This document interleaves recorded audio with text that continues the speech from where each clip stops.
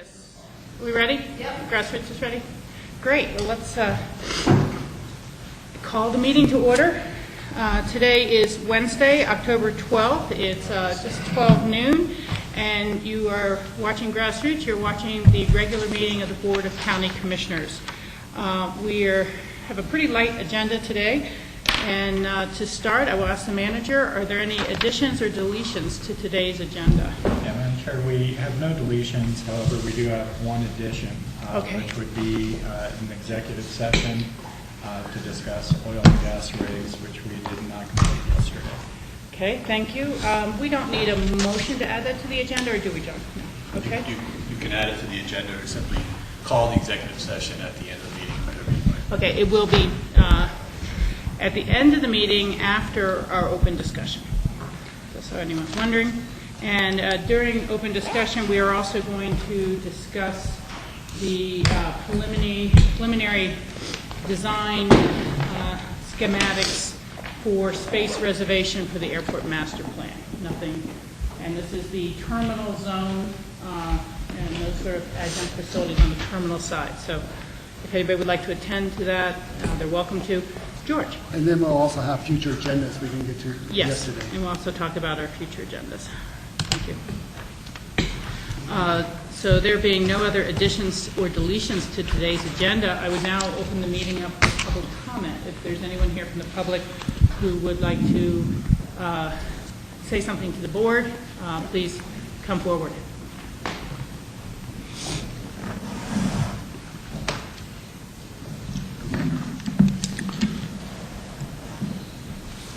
Welcome. Yes. Just go ahead and put that mic real close. Yeah, we're in a temporary room because of the election. Your name. Oh, my name is Harriet Noyes. I own and operate the LMA Phillips Trailer Park in Old Snowmass, and I'm just not happy with how the Planning Commission in Pitkin County has treated my trailer park this last little while I feel with petty little reasons, and so I just kind of want to know why and what's going on. And I brought my lawyer with me, who is George Allen, and he can explain to you my dilemma. Thank you. Thank you. My name is George Allen. I practice law at Hanksville, Utah, and in Telluride. I've represented the LMA Phillips Company, which is the owner of the Phillips Mobile Home Court, since 1991. We've been in litigation mainly with the former owner of the railroad right-of-way, the Denver and Rio Grande Railroad, succeeded by the Southern Pacific and then the Union Pacific. That litigation lasted until about the end of the last century, and for the last few years we've been in litigation with the United States for compensation for the taking of the right-of-way for a recreational trail. My clients support the trail, they always have, but the reserved railroad right-of-way precludes their development of anything else. The trail could be moved over to the river up against the toe of the bluff, but the reserved railroad right-of-way cannot be moved.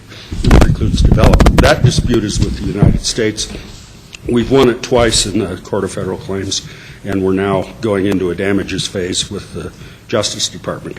That is not what brings us here today, however. But I think most of you are familiar with where the mobile home court is. It provides housing to 38 family units, but most of those are either single people or small households of one or two people. Approximately 40 to 45 of them are employed within Pitkin County or down in Basalt. It's definitely low-cost housing, which, as all of us know, is extremely difficult to provide in mountain communities. The concerns we've had, and I finally, after a number of years of difficulty, resorted to a lawsuit, which I'm dismissing today because we've worked out the situation, and I should have dismissed, and I had assured Mr. Ely's office I would about a week and a half ago, but I've just been swamped with other stuff, but I'm getting that done this afternoon. That was over replacement of a gas heating unit in one of the cabins. There are 4 cabins and 33 trailers of one sort or another. But we've had ongoing problems, and we seem to get a uniform response from the Planning Department that the mobile home park is not in compliance with something.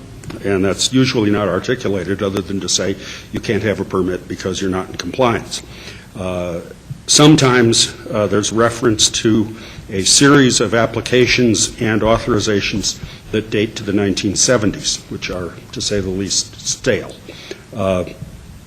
We would like to get this on a footing where we can work cooperatively. We think that if the Commission could look into it, that would be helpful. Right now, there's a pending tenant request to replace her travel trailer. It's definitely one that can be hooked onto the back of a truck immediately and taken out. It's an old one. Rather than put more money into it, she wants to replace it with something comparable. It would not result in any net change of anything, but she was told she couldn't do it. I don't want to litigate that one. I'm happy to dismiss the case we have, but we would like to get into a cooperative situation. There are upgrades that we would like to make, that Mrs. Noyes and her two brothers, who are the owners, would like to make. So that's it. We have always viewed Pitkin County as an ally, continue to do so. I know from professional experience, I've been practicing law on the Western Slope since 1990. Before that, in Denver and the Western Pacific. Pitkin County has the most progressive, most environmentally friendly public policy positions of any body that I ever deal with, going away. I mean, nobody else is even close in second place. I wish San Miguel County were, but I cannot say that. I wish Summit County, Utah, which is Park City, were, but I cannot say that. You guys are great, but we'd like some help on this one. So if you could look into it, we'd be grateful. Okay.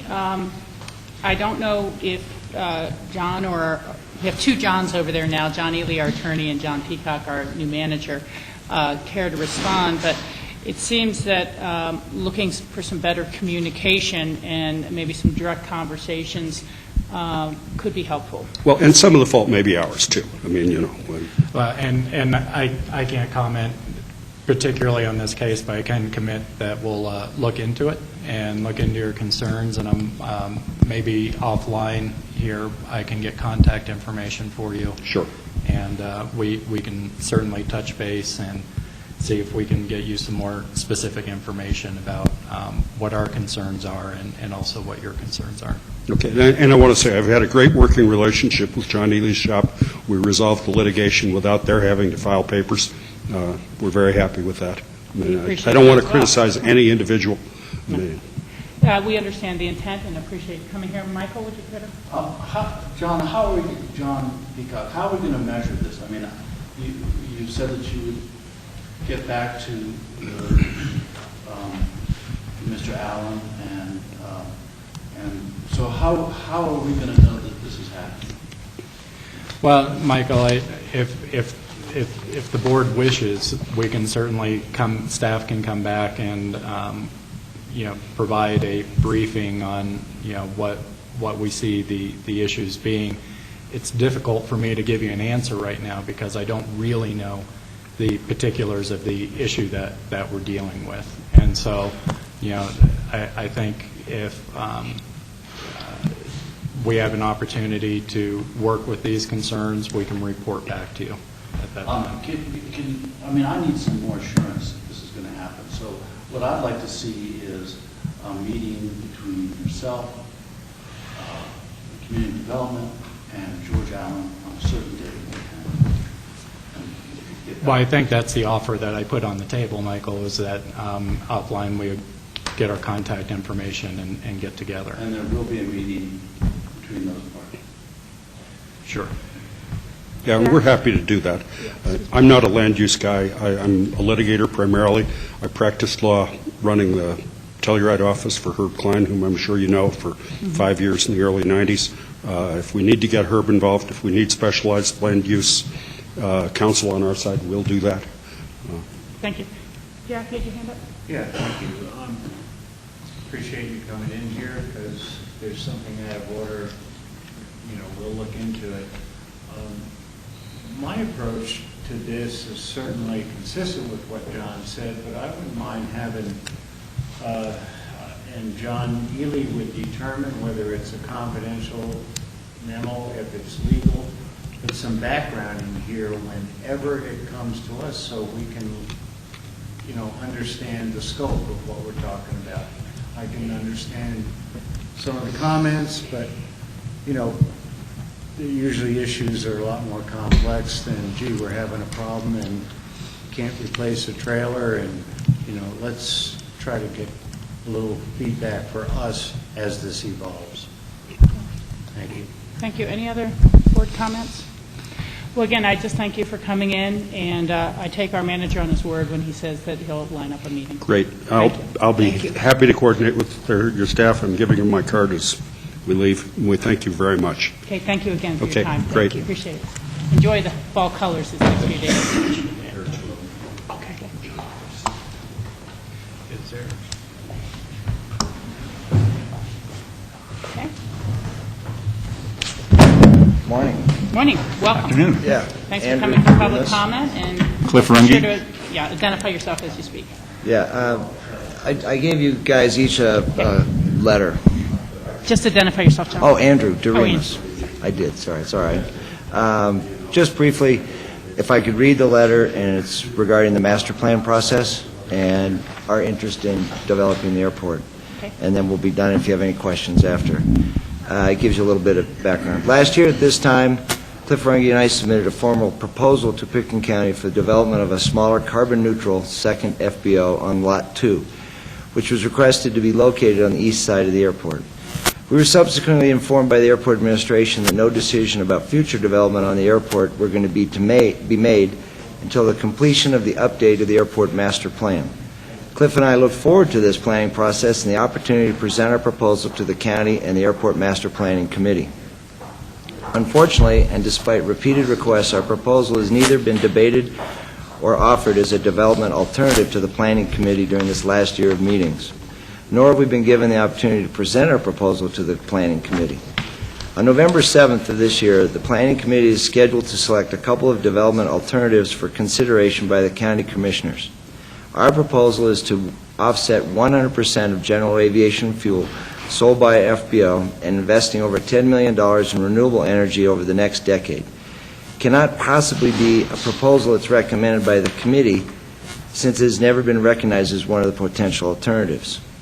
We understand that the airport administration does not wish to place the commissioners in a public position of choosing between developing tens of thousands of square feet of hangar space for individuals whose sole agenda is to have a hangar for the Gulfstreams, or the potential development of tens of thousands of square feet of solar panels, hydroelectric plants, or wind farms.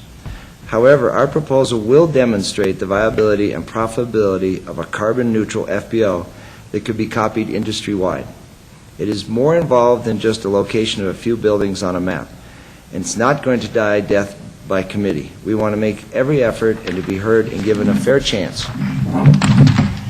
Mr. Runge and I have over 50 years of combined FBO experience in Aspen and Rifle, and despite airport administration doubts, we can make our proposed operation a smooth and integral part of the airport, putting Pitkin County on the forefront about getting serious about our ever-increasing carbon footprint. We look forward to presenting our full proposal to the Commissioners and the Planning Committee in the near future. Regards, Cliff and Andrew. Thank you very much for that. I'd like to say that I met with you gentlemen, I'm not sure how many months ago it was at your request, and lined up a follow-up meeting with our manager, John Peacock. As I told you then, I think we're still a little bit in that process of looking to an airport master planning larger discussion, and that we had until very recently been pretty transfixed on the runway extension EA. We have not yet gotten to the point, and I'm not sure at what point we would, of broadly putting out a request for proposals for a second fixed base operator, but I'm sure you're aware that there are other individuals as well out there interested in that, and finding a way to set up an equitable process should there be a desire by the board to move forward with that, is something that we all have to take into account. Other than that, I may turn it over to our manager, Johnny Lee, for further comments as they see appropriate at this time. But we do appreciate you coming here today and keeping this forefront in all of our planning processes. John? I would just echo, Rachel, I think what you've already said, and of course, we're still in that master planning phase, and so it's probably premature to draw any conclusions about where we are or where we are not. I understand that you're very concerned and that the process may not be moving at the pace that you would like, but it is the deliberate pace that allows for good public, I think, participation, and so we appreciate you, though, keeping your concerns in front of us. Cliff? What our concern is, of course, is that on the 7th of November, since it has never been one of the options, that on November 7th, it still wouldn't be an option, and it'd be voted on by the committee, and that would be the end of it. So that's why our presence here at this point. Again, I think our efforts at this time are really focusing on the terminal for the commercial carriers and that sort of zone. But Rob? I was just going to say, it's my understanding that our master plan has got kind of placeholders for potential additional FBOs. So we're not ruling anything out. We just haven't gone through it. So, correct me if I'm wrong, Jim, that there's always the option of additional FBOs, and it's just not, and that's part of the master plan, additional FBOs in the future. Beyond that, we're really focusing on the terminal and the other aspects of the master plan, and that's what's going to be decided on. We're not going to rule out any additional FBOs, and I don't even think legally we can rule out any additional FBOs.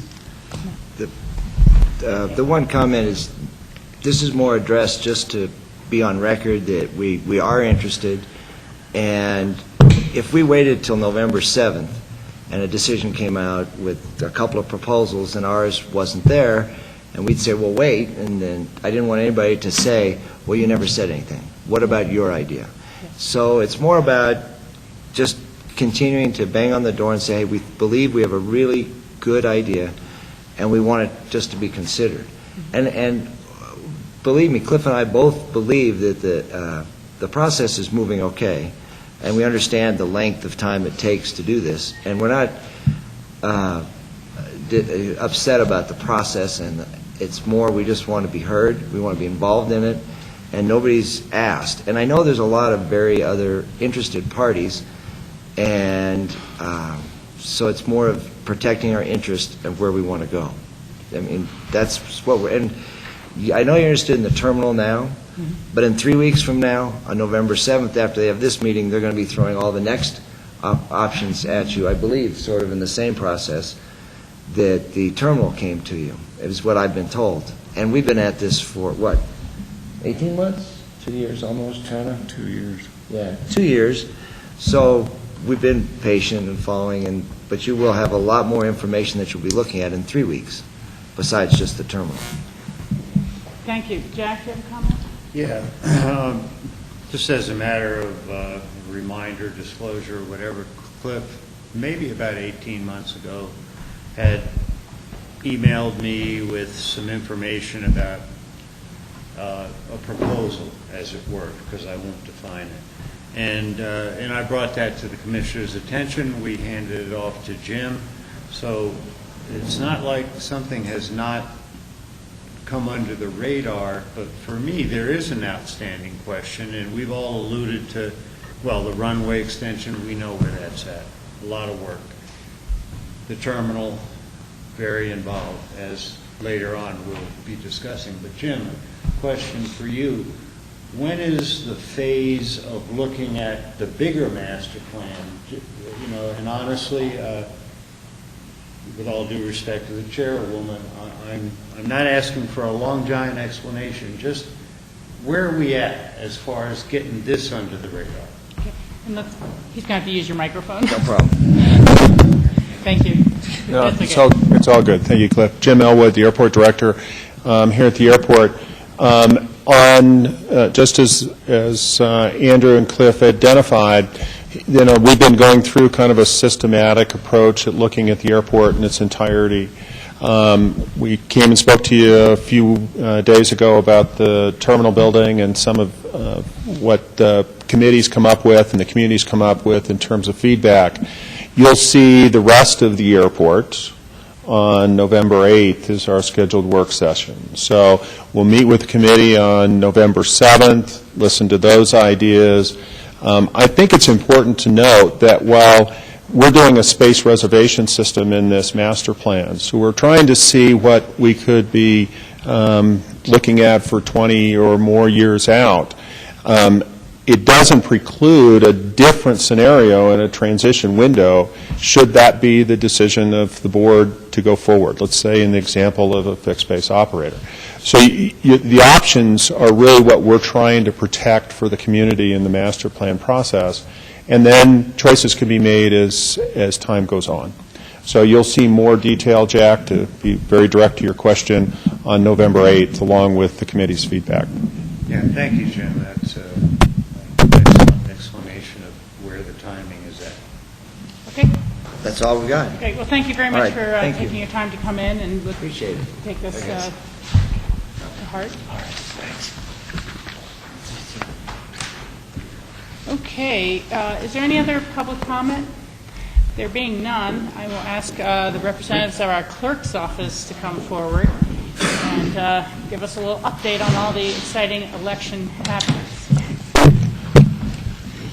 My name is Janice Voss-Caudill. I'm the Pickens County Clerk and Recorder, and I'm Dwight Shellman. I'm the election manager for the county. And we just wanted to stop by and give you an update on where we are and what's changed and where we're going. To date, we, and of course I can't find my numbers. You may want to pull that microphone a little closer, too. It's just so...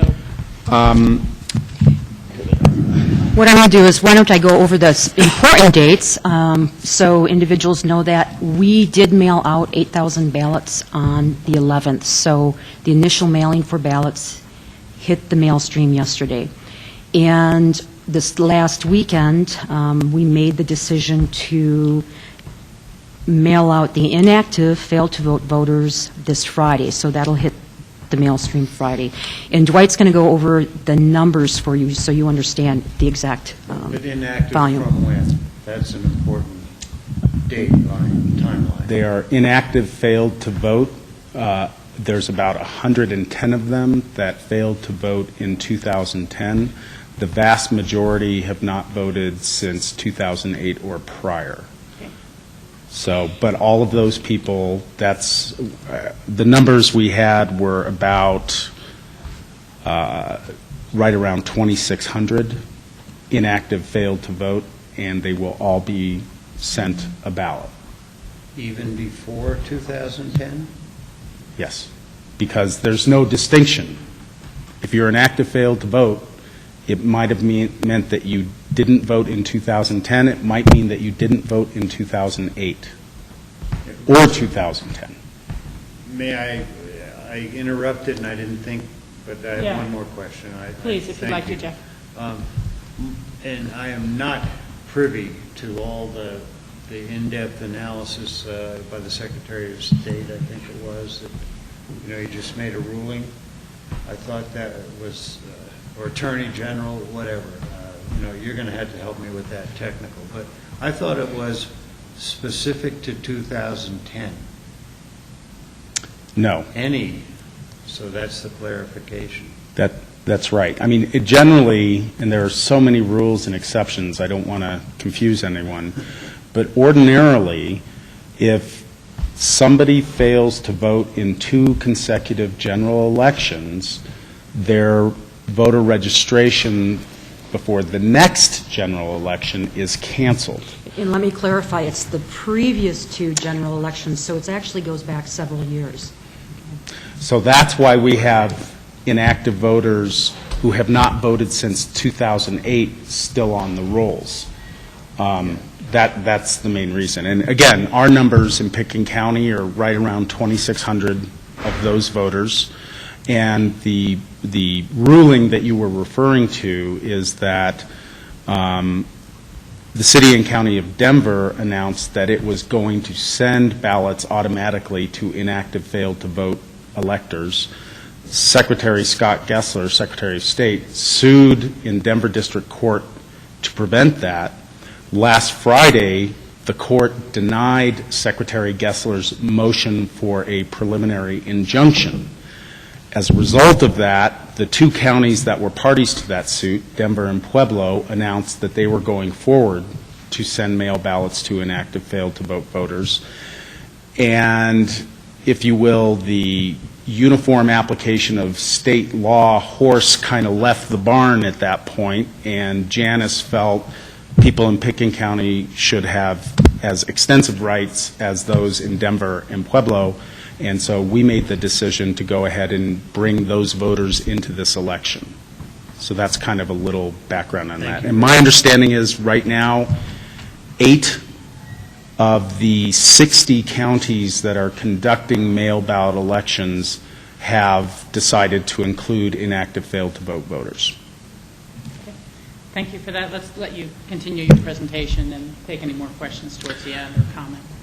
Just real quick, so people know the numbers that we're talking about. On yesterday, 7,811 ballots were put into the mail stream in Denver by our vendor. All of those people were active voters. That was our initial poll, if you will. An additional 2,561 ballots will be sent to inactive failed-to-vote voters. Because of the kind of last-minute logistics here, those ballots are actually going to be mailed from Fresno, California. No one will know that. But we just couldn't get the drop to occur in Denver. And then, as of today, we, from the clerk's office, are mailing out just shy of 500 ballots from our office for a variety of reasons. It's just we kind of take the problem voters and mail them from our office rather than have the vendor deal with that. More problem addresses than problem voters. Problem addresses. There are some voters that are required to return a copy of their identification, and it's just easier for us to deal with those. And some have changed their addresses with our outreach. Some have contacted us, changed our addresses. We've had to pull from the vendor the previous, so there's been shifts in the process. Okay. So, bottom line is we, by the end of this week, will have sent out 10,808 mail ballots, and that is to every active voter and inactive failed-to-vote voter in the county. The only eligible electors that we are not sending ballots to are those who have the designated status inactive, undeliverable mail. And we don't want to send to an address where we know it's already undeliverable. And we're not permitted to. Okay. I want to remind registered voters that you can track your ballot. You go online to pitkinvotes.org. Right at the top of the page is an orange icon that says click here, online registration, and you can go into the system, enter your personal information, and it tells you what your address is, if you're active, the date we sent the ballot, and the date we received your ballot when you send it back to us. It tells you what districts you get to vote on, everything. So go to pitkinvotes.org, click on the orange icon. The other thing we just wanted to do is just show, where's the camera? Can you zoom in on that, on in there? Thank you. This is what a mail ballot packet looks like. I think frequently people just throw these away thinking they're campaign solicitations, or maybe there's a new P.O. box holder and it's not addressed. We really request that you not discard these publicly. We have big ads coming out tomorrow. If this isn't addressed to you, or if you don't want to vote, tear it in half and throw it away. We have security processes on our end to prevent anybody from trying to vote another person's ballot, but why take the risk? Destroy it completely if you're not going to use it or it's not to you. And we're working with the post office to place posters and get that information out. That'll be done later today. The other thing we wanted to mention was just a quick reminder of upcoming important dates. First of all, if you haven't received your mail ballot certainly by the end of next week, October 21st, please call us. That probably means there's a problem with your address or the mailing or something. We can issue you a replacement ballot by mail, or you can come in and get it in our office. And when we issue a replacement, just so everybody knows, there are times when people get 2 ballots just because of the logistics. I want everyone to know that just because you get 2 ballots doesn't mean you can vote 2 ballots. The system automatically voids the first ballot number. Only the second one is live. So that control is in place as well. So anyway, if you don't get your ballot by October 21st or October 20th, please call us, because that likely indicates there was a problem and we want to get you a ballot.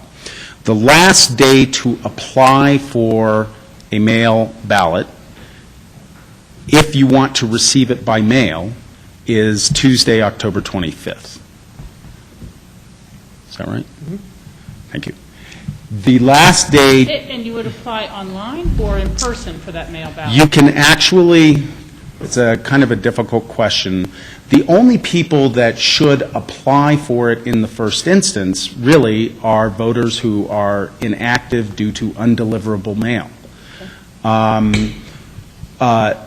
Those people can go online, go to pickandvotes.org and click on the orange radio button that says online voter registration. They can enter their new information that comes electronically into our queue in the state system, and we enter it the next day. That automatically reactivates them, and we automatically issue them a ballot. The only problem with that is we can't send a ballot in the mail after October 25th. At that point, you need to come into our office and pick it up. And of course, the last day for getting a ballot is actually November 1st, if you are already registered to vote. That's Election Day, and we must receive your voted ballot back. It must be in our hands by 7 p.m. on election evening, election night.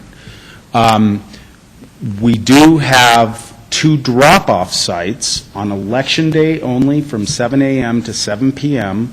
One of them is at the Town Hall, the Snowmass Village Town Hall. One is at St. Peter's of the Valley Episcopal Church. And those are literally just drop-off sites. You can bring your ballot there up until 7 p.m. on Election Day only. If you get your ballot to one of those 2 locations by 7 p.m. on Election Day, that counts. That's basically in our custody, and that counts. You can't send your ballots there by mail, and you can't get a ballot issued to you from one of those locations. All of that needs to happen at our office in Aspen. I think that's it. To make it simple, I just want to repeat 2 points, and one is watch for your ballot in the mail.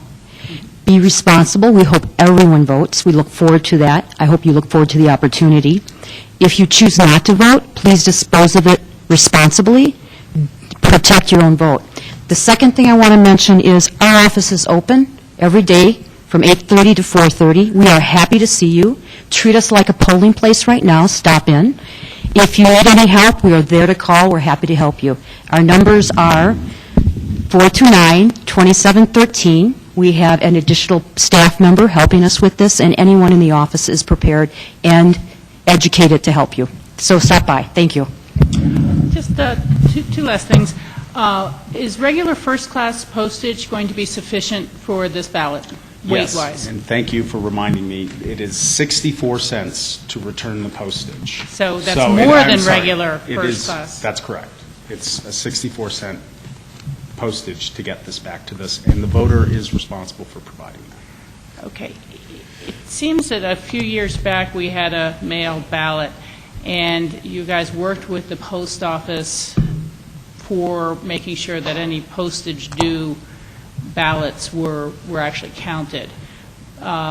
We have similar arrangements. We're not advertising that because we really need people to pay the postage coming back, but we got that covered. And then does the little square on the envelope say how much postage is due, or just? It does not. These all have to be printed months in advance, and we never know how much it's going to weigh until the actual thing, but it's 64 cents, and we do have advertisements today noting that fact. There will be advertisement tomorrow, and there will be more prior to Election Day. Okay. And then where on that little envelope do you sign it? It's on the back. Now, some of these are different because we added the inactive voters, and the overseas voters, they will have a different style of envelope. This statement, it's called the self-affirmation, will appear down here, and then those voters have a little flap, so it conceals their signature when they return it. For most, everyone else, the overwhelming majority, the self-affirmation is right here, and the signature is just below. So And everyone if you're- needs to sign that before they mail it? That's correct. It needs to be signed and dated. And if a voter's signature has changed recently due to an injury or just age or infirmity, that's the only time they should have a witness their signature. Otherwise, a witness isn't necessary. Thank you. Do other board members have questions? Jack, and then I'll look for other hands up. Yeah, Janice just indicated that you come in to the clerk's office before Election Day in order to vote? To drop off your ballot? I mean, there are many different incidents. Let me give you some examples. Sometimes people will call us and say, I'm going on vacation next week and I'm not going to be around to get my mail ballot. Stop in our office. We'll cancel the ballot we mailed you, and we'll issue over the counter a ballot that you can vote. We're open every day to assist anyone with any situation. There are many different scenarios we work with, and we'll help you with whatever questions you have. And following up on that, if someone did even receive the ballot, can they physically walk it in and drop it in? Mm-hmm. Yes, and it'll be in, we'll have a drop box. Mm-hmm. Thank you. Quite a few people do. Quite a few people do. So, and we're happy to see them. It's great.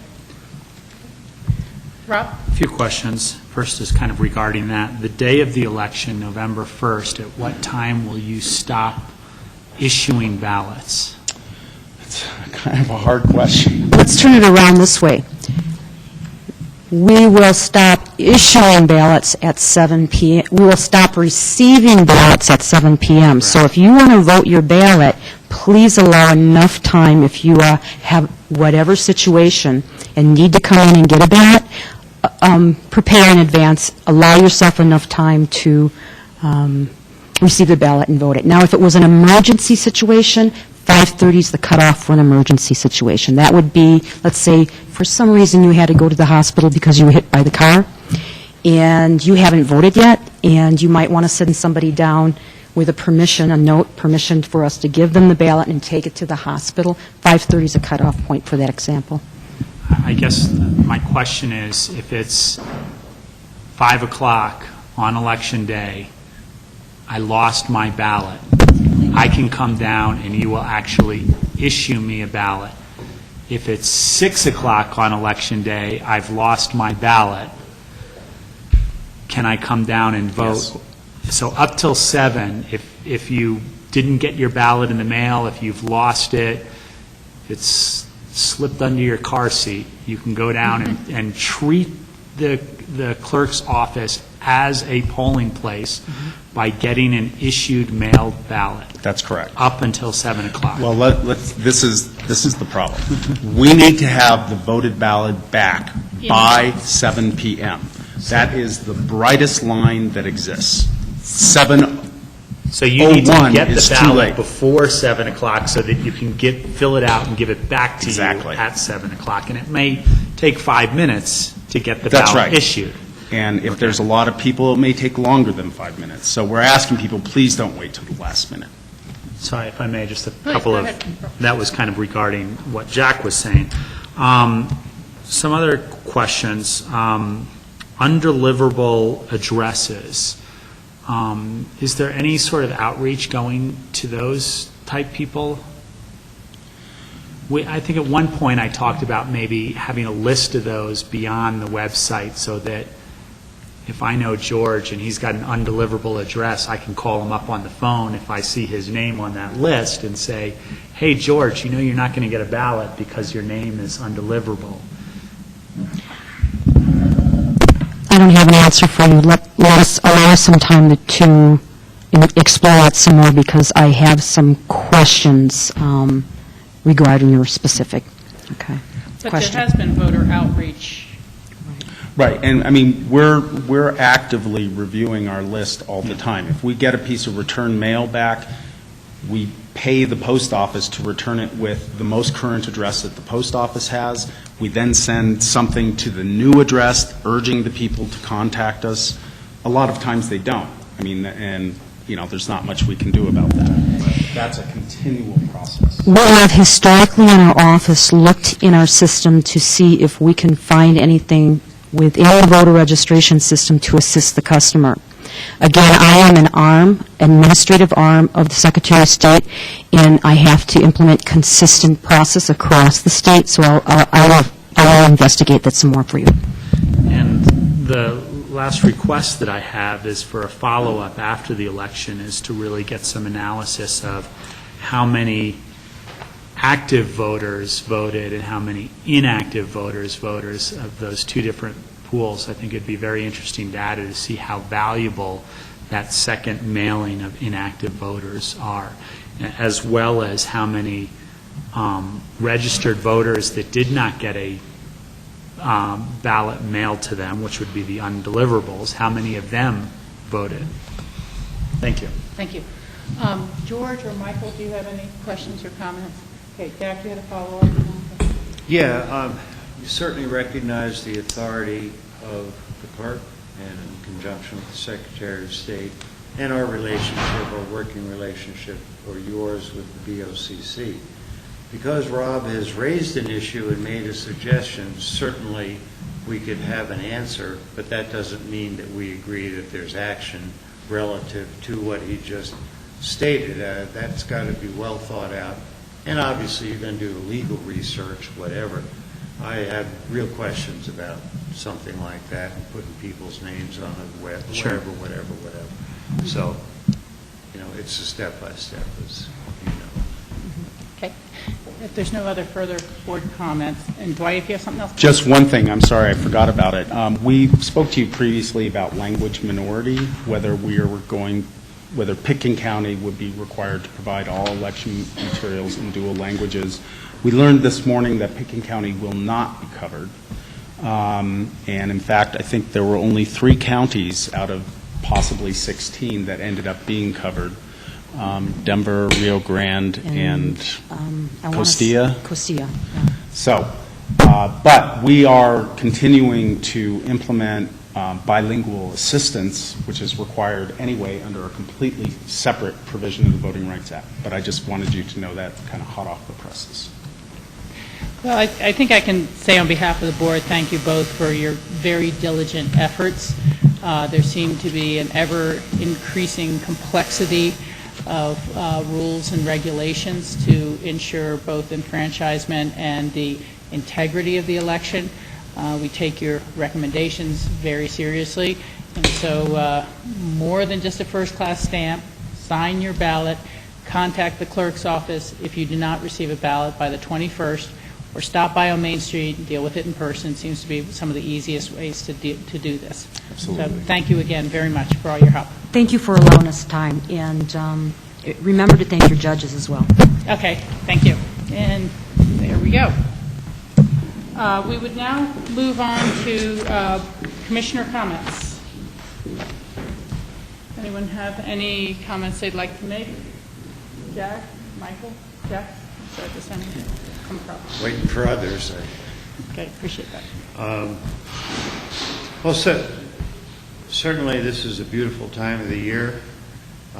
Let's all enjoy the fall and the onset of hopefully what is winter in an appropriate fashion, so we can start building up that snow, but not too soon. That's a message for Mother Nature. Yesterday, we had a very productive kickoff meeting relative to our budget. It was really a very thorough and I guess integrated conversation relative to staff and BOCC feedback and questioning, etc. I had stated before that I'm very excited about actually the new structure because it allows us to take a look at our responsibilities relative to our infrastructure, both facilities and roads. And I again, am very appreciative of that. Knowing that I'm term limited and concerned about the general well-being of the county, that one outstanding question in particular about the roads has, been in the back of my mind, and I'm sure the rest of the board. So going out the door in a year plus, I'm glad we've approached this in a manner that will allow us flexibility relative to revenue expectations and realities, and in fact be able to proceed though with some necessary maintenance and rehabilitation where necessary. And I again, as yesterday, will thank John Peacock, our manager, and staff for their great work in preparing yesterday's budget and the ongoing meetings. The second thing relates to budget.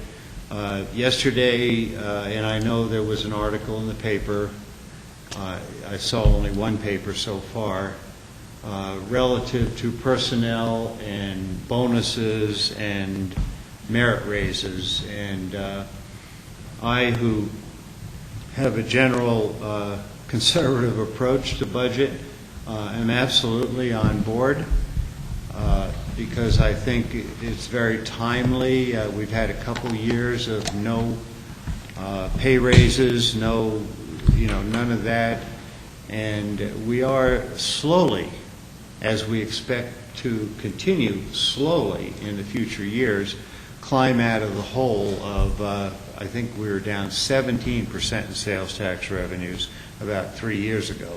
So I'm certainly supportive of that.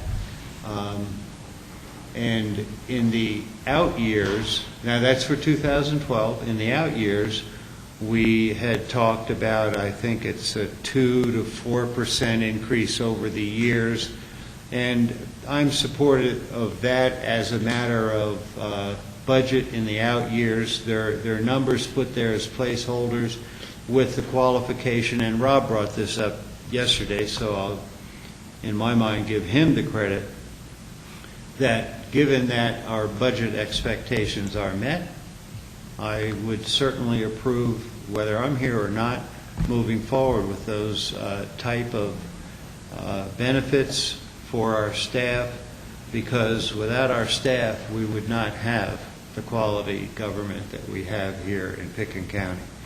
So, all positive. Another item, and my last item, has to deal with maybe not so positive item.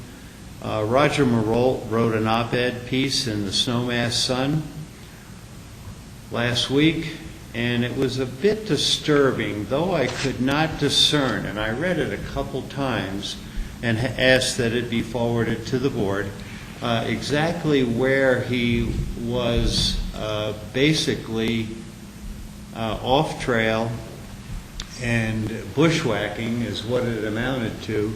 And it certainly could have been either on the Seven Star property or the town's open space property above Horse Ranch.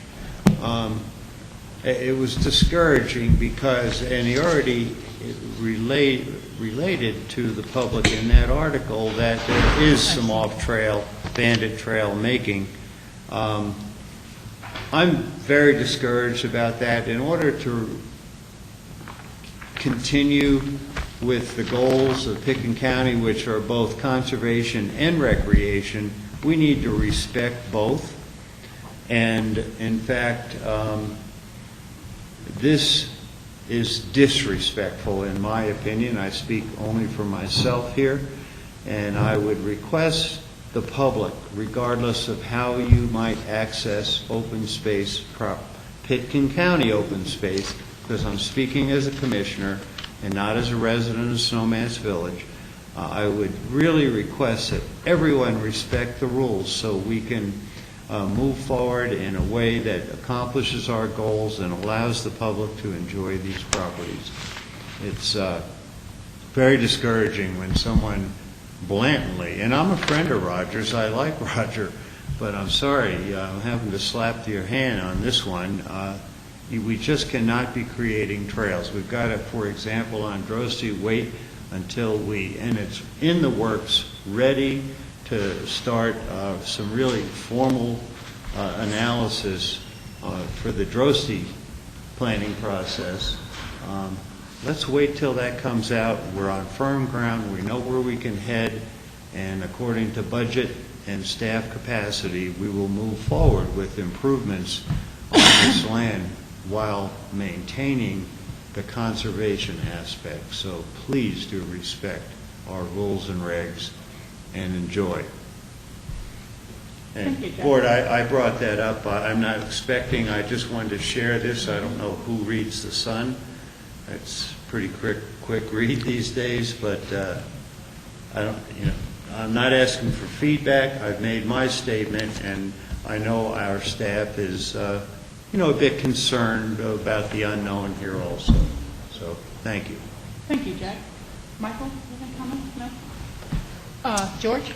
Yeah, I just want to acknowledge a few people and congratulate them. First is Aspen Olympian Chris Klug. He is among 5 inductees who joined the Colorado Ski and Snowboard Hall of Fame, so congratulations to Chris. He joins many other past Aspenites with that honor. And also the Hall of Fame is also going to be recognizing the Aspen Valley Ski Club with the Top of the Hill Award. And again, so many of our young kids have the opportunity to participate in that program, and so many people like Chris has come up through the ranks and has been very successful in their ski career. So congratulations to them. And also acknowledging congratulations to Commissioner Richards. Rachel, this is a little old, but we haven't had a chance to discuss this. This was stated September 20th, but Rachel has been confirmed as a member of the Public Land Steering Committee for the National Association of Counties. And this is a little extracurricular work, but it's really important for us to be able to have a seat at the table when we talk about so many of these public land issues that we are constantly facing. So congratulations and thank you for serving. Thank you for that, George. That's unexpected. Appreciate it.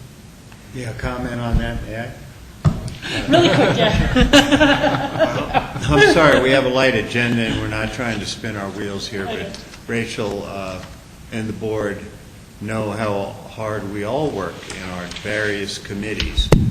Rachel has certainly gone beyond just the requirements of being totally responsible in her work at CCI and wanting to move forward to the NACO level. It's such an important voice for Pitkin County and the resort counties, because there's a considerable amount of like thinking and values. Something that when you get to NACO, the nature of the membership is quite different. And it's very important to have this voice, and congratulations. Thank you, Jack. I appreciate that very much. It's a challenge, big issues. Anything else, George? No. Okay, thank you. Nothing for me. Rob? Okay. Thank you all. Let me see. The only thing a couple of small details, but I wanted to remind the public that there is a draft Bureau of Land Management Resource Plan open house this evening at the Carbondale Town Hall. My calendar, my book says from 4 to 8 p.m., but this memo I have here says from 3 to 7. I'm sure you could call the Carbondale Town Hall. There also will be other opportunities for the public to comment, but I think that this is really important to have public comments. We all know the great activism and organization that the Thompson Divide Coalition has put into some of the oil and gas development concerns in their area. This Bureau of Land Management Resource Management Plan will be a controlling document for future leasing and future development in that area. So we as a local community really need to make our voices heard quite strongly on those matters. The other item, we've all heard a very vigorous discussion about how to vote. I guess I would just exercise prerogative as an individual to encourage people to vote yes on the 1A question. We have heard today about Olympians and others from the Aspen Valley Ski Club. We offer a small contribution to that group. It's a little bit of the imprimatur of support of the Pickens County Commissioners as they go forward to obtain other grant funding. And I think that there's any number of other organizations that assist us in our role as the Board of Health in trying to develop and maintain a healthy community. And I won't belabor the point longly. I'm sure we all have various reasons for supporting the fund. But I would make myself available if anyone has questions and would like to ask me further anything about the citizen review, the structure of the measure. It's a 6-year measure, and the process. So my home number is 925-5366, and I'm just available to answer questions. The other, I guess, final item would be for me, as we talk about enfranchisement, we talk about voting, the significance of those things. Right now, we are a country at war. We are engaged in several countries overtly. Who knows where we are exactly covertly. And there are people putting their lives on the line every day for our right to vote. There are people who, individuals who've already lost those lives, and those families are dealing with the consequences of that in a way that will be with them forever. And so while it's so far removed from us here in beautiful Pickens County on a fall colors day, this is just a small reminder for all of us to think about how we can bring the political pressure to bear to end these conflicts, whether it's prayers or phone calls to congressional offices. I think everyone has to find their own way to acknowledge what has steadily fallen to page 25 news in the papers. We're in our longest conflict ever at 10 years. And so just ask for a moment of silence.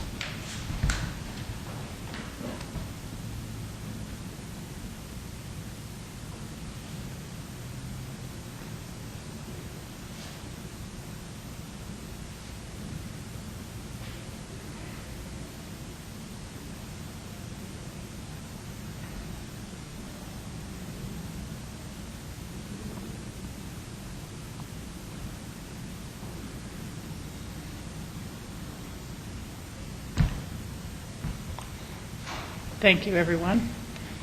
Rachel, follow up. I would also offer the same. Thank you, Rachel.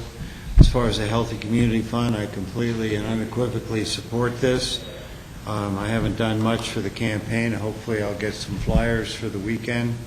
But my home number is 923-4680. Any questions, comments, anything, help need to understand what we're asking, please feel free to call me also. Thank you. Thank you, Jack. If there's any other last comments, otherwise we will move on to the consent actions. We have one consent action today. It's the minutes of the regular meeting of September 28th, special meetings of August 23rd, September 26th, and October 4th, work sessions of August 23rd, and the September 6th, 13th, and 27th. I'd like to move approval. Second. Okay, they've been moved and approved. Comments? George? Jeanette, one correction. Jeanette, one correction. September 28th, it was on page 10 in our packet. I've been talking about the number of kilometers that we have in our system here between as part of our open space program, the Aspen Snowmass Nordic Council portion, and the minutes reflected it was 9 kilometers, and I said it's about 90 kilometers of free trails. and set tracks. Okay, Thank you. thank you. Yes. Ha, ha, ha, there we go. So we would amend the second to accept the minutes as amended. That's okay with the maker of the motion and the seconder. Any other discussion items? One last comment. Since I've been a commissioner, I've never had minutes actually larger than the packet, so it was good work, staff. Okay. Thank you all very much. All in favor signify by saying aye. Aye. Thank you. Okay, we have one more item here, and it's a consent public hearing, second reading. We will go through that and then take a short break and continue in a work session mode with the other items we've discussed. Dale Will, you're here to present this item. I will read it. It is a resolution approving a grant agreement with the State Historic Fund for funding of the interior and exterior rehabilitation of the Emma Store Powder House. Thank you very much. Dale, if you'd like to give us some background on this item. Sure, and thanks, Rachel. As I explained at the first reading on this, we have become the stewards of the remaining buildings of the Emma Town site. Those buildings were on a property that the Open Space Board recommended that you purchase, and you did purchase it. And we are fortunate that we received a fairly large grant from the State Historic Fund to restore the two large store buildings that front Highway 82. At one time, the Department of Transportation had proposed to knock those buildings down in order to get the 4-lane to come through there. And some folks are curious why it is that highway is so close to those buildings. They actually rerouted that slightly because under the federal environmental review requirements, they weren't able to knock those buildings down, and consequently we still have them. My favorite building at the Emma Town site is actually the little powder house that's behind the main store buildings. It's in very sad shape. If you go back there to look at it, it looks like someone shot a big hole in the wall of it with a cannon or something. But what actually happened is that over the years, myriad prior owners allowed brick salvaging to go on, and it's amazing in a way that that little building is still standing, given that there's a hole in the west side of it that's probably large enough to put a Volkswagen Beetle through it. But Pull the microphone just a little closer in this room. No, I think it's okay. She Okay. totally agreed. Sorry.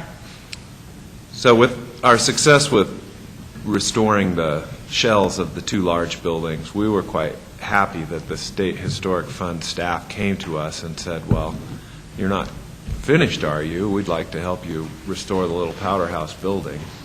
And we jumped at the chance to submit a smaller scale grant for that. We were happy to receive the award of about $96,000 to go into that restoration. At the last meeting, Rob raised some questions about the State Historic Fund itself, and I've brought their 2010 annual report if anyone's interested, but I might as well make a pitch for them as long as we're here accepting their funding. In 1990, there was an amendment to the Colorado Constitution allowing gaming in our state again. And if you want to go play poker, you can do that in Central City or Jamestown, Cripple Creek, that's what I was looking for. That gaming yields about $20 million a year that goes to the State Historic Fund, and they dole out about $13 million a year straight back out to communities around Colorado to restore historic structures. And so while we may be competing with other communities that want to restore their buildings, we're not competing with any other type of social endeavor. I think their report is fun to look at and to see all these little buildings around Colorado that are being saved as a consequence of this. I'm also happy to see in their report they say that you need 3 things to have people bond with your landscape. You need open spaces, you need a community aesthetic, and you need historic buildings. So I commend this report to anyone that wants to look at it. I'll have it in my office. But we are quite happy to accept help from the State Historic Fund. They're really the GOCO of the historic building world. And we're looking forward to getting this building saved so that we can then move forward to a planning exercise next year about what to do with this Emma Town site and whether it should become some type of a county facility or whether we're going to find another reprogramming for it. But once this little building has been put back together, that new life in Emma can start to be discovered. So. Okay, we'll have board member questions before we open the public hearing. I saw George's hand up first. Yeah, thanks, Rachel. Just a comment. Over the last few years, ever since we started this project in terms of restoring the original Emma Town site, there were always some citizens who questioned the need to spend dollars on preserving these resources. And frankly, those comments have also come from the Open Space and Trails board members as well. And I just believe that the importance in terms of preserving these treasures of the county, just as we preserve the treasures of our nation, are integral in terms of being able to let future generations know what has occurred in the past. And whether we're looking at the great project up in Redstone with the coke ovens, whether we're looking at the ghost town of Ashcroft or the town of Independence, the incentives we provide property owners to protect and restore their historic homes. These are treasures that we need to protect. And it's not a question of how we may be using them in the future. The use is to always have them in the present for future generations to enjoy and to recollect in terms of what has happened in the past. Well said. George, other board member questions on this? Seeing none. Dale, how much land was under the Emma buildings? They get a little more of the focus, but what was the actual land purchase? It's about 12.5 acres, and what attracted the Open Space Board to the property was actually not the buildings primarily, although I personally share George's feelings about the role of historic buildings, but there is a half mile of the Roaring Fork River that's behind those buildings that was on the parcel. In fact, I just stopped there this morning to take a photograph for our calendar for next year. But that riparian area that is now in public hands begins at the upper bypass bridge and goes all the way through the town of Assault and all the way down to the Emma Town site. So to really see the resource values, you kind of got to either see it from the opposite side on old Highway 82 or scramble down the little trail that Owen Minnie built that I call the rabbit hole, that you can actually get down to the river back there. And there's beautiful wetlands. There's a lot of waterfowl that live there, and there may be some rare orchids down there too. So the conservation values at Emma, aside from the buildings, are quite special. We also have some heirloom fruit trees there that were planted at the same time these buildings were constructed and are still bearing fruit. Maybe I'll bring in a box of our apples, but those fruit trees, we believe, are over 100 years old and are another tribute to the ongoing agricultural heritage of the valley. And probably some hard seeds to find nowadays, given the hybridization of so many types of plants. I will open the public hearing. Is there anyone here to comment on this item? There being none, I will close the public hearing on, accept a motion on the resolution approving a grant agreement with the State Historic Fund for funding of the interior and exterior rehabilitation of the Emma Store Powder House. Okay, who got that one first? George. Uh, Only because it's his. We'll let George caucus. get it, Michael can have the second. And Rob, please, if you have a question or comment. Yeah, question and comment. I guess more of a comment and a thought. In the last meeting, and I'm very thankful for the information. I brought up the comment that it's nice to know where this grant money comes from, that it just doesn't come out of thin air, that somebody is paying this grant money. That was all I was really looking for, and I think that's important when we get a lot of grant money from various places to know, where it's coming from. In a lot of cases, it's a tax somewhere, and this is something that I very much support. I'm very thankful that this State Historic Fund is there and that there's money available to protect an asset like the town of Emma that we have protected with these funds. In a few meetings ago, we talked about sense of place and, being a business owner in this community and a part of the community on a lot of different levels. This community has a tremendous sense of place, and we're very thankful to be protecting that sense of place with things like the protection of this Emma store and the Powder House. The question or thought that I raise is with these resolutions accepting and approving the acceptance of grants, it would be nice to have a whereas statement such as, whereas the State Historic Fund is a fund that is funded from state tax gambling dollars. And I think, as Michael Osley has brought up many times, where people's tax dollars go is very confusing to a lot of people.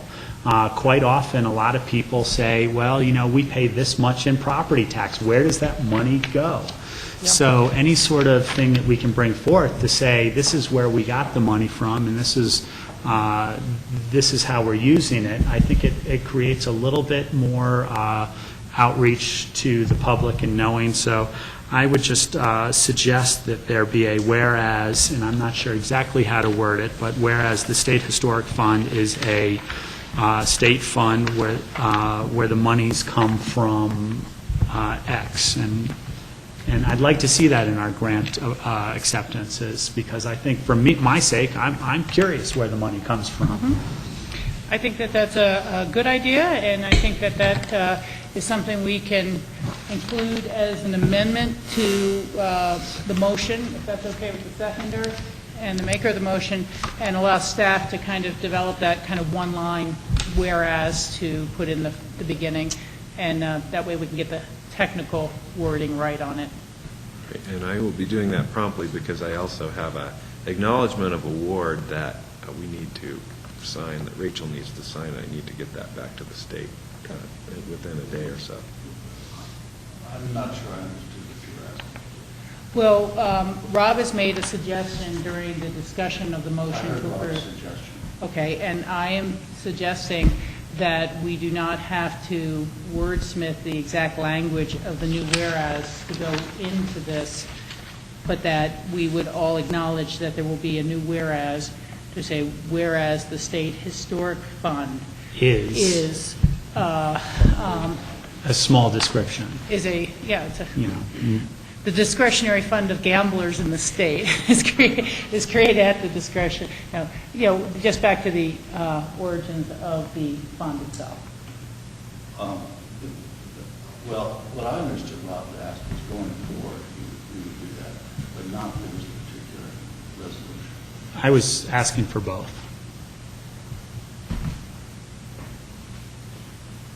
Is there any objection to amending the resolution? Well, the problem is I won't see the resolution after it's amended. I'd like to have the resolution in front of me to approve it. Jack? Yeah, I would suggest we follow Rob's language. It was pretty straightforward and articulate for me. You could repeat it again because I think it just stated the source. Whereas the State Historic Fund is a fund that whereas the State Historic Fund is a fund that comes from a tax on state gambling money. I'm going to have to double. I'm not sure it's a tax. Yeah. I think it is a portion of the proceeds of gambling money. That's why I was It's hoping. funded by the gaming industry It's funded by the gaming industry in the state of Colorado. for this. Is a for fund this- funded by the gaming industry, Or if that's what it supported. is. I mean, George, you have your hand going up there? Yeah, I support Rob's idea, and I think we can just let staff just wordsmith it in a one or two sentence. I mean, we many times we will have amendments to have staff wordsmith some final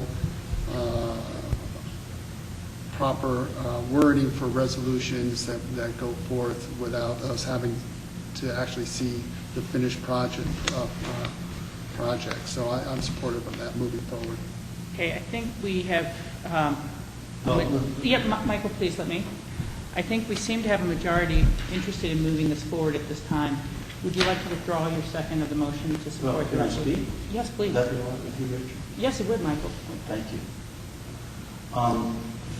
I have no objection to Rob's amendment going forward, but I think, quite frankly, it's a little unclear where this, I mean, I get the general sense of where this money's coming from, but to be specific, I'd like to have the specifics of it. So in that case, I'm going to withdraw my second to this, because I don't know the specifics. We've had various discussions with the gaming, is it a tax, is it not a tax, so forth and so on. So, given that, because it isn't clear, I'm going to withdraw my second. Would you like to second, I'll Rob? second it. Okay, thank you. Any further discussion? Just for Jeff? clarification, I think the simple language that Rob offered would work for this resolution, and Dale will qualify the facts and amend as needed. That's what I'm hearing. Is that correct? I think that's a good Okay. summary of it, Jack. Thank you. Any further discussion? All in favor signify by saying aye. Aye. Opposed? There we go. Thank you very much for that, Dale. We have finished the business items on our regular agenda for today. We are adding an executive session to cover items that we did not finish during yesterday's executive session, which were the oil and gas regulations and rate activity and discussion.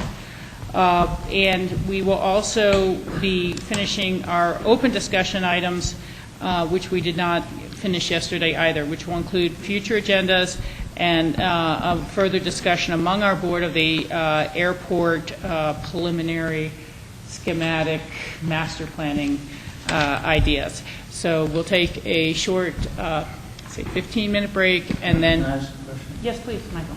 So on the open discussion, we're going to talk, when was that noticed? Do we have a notice on the airport discussion? We discussed this yesterday at the end of our regular meeting, Michael. These were, and we also discussed it last week when we finished the presentation with the airport and had not had time for a board discussion of it.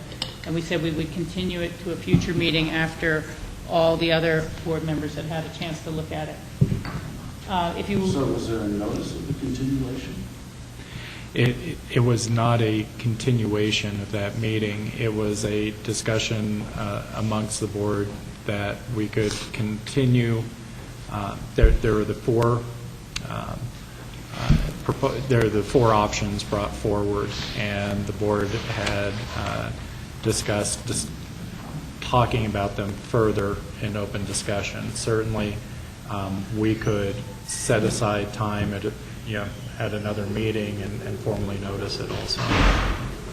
Yeah, I mean, my feeling is that this is a large public matter, and to sort of continue the discussion in open discussion is not, doesn't serve the public, because, as you can see, there's no public here.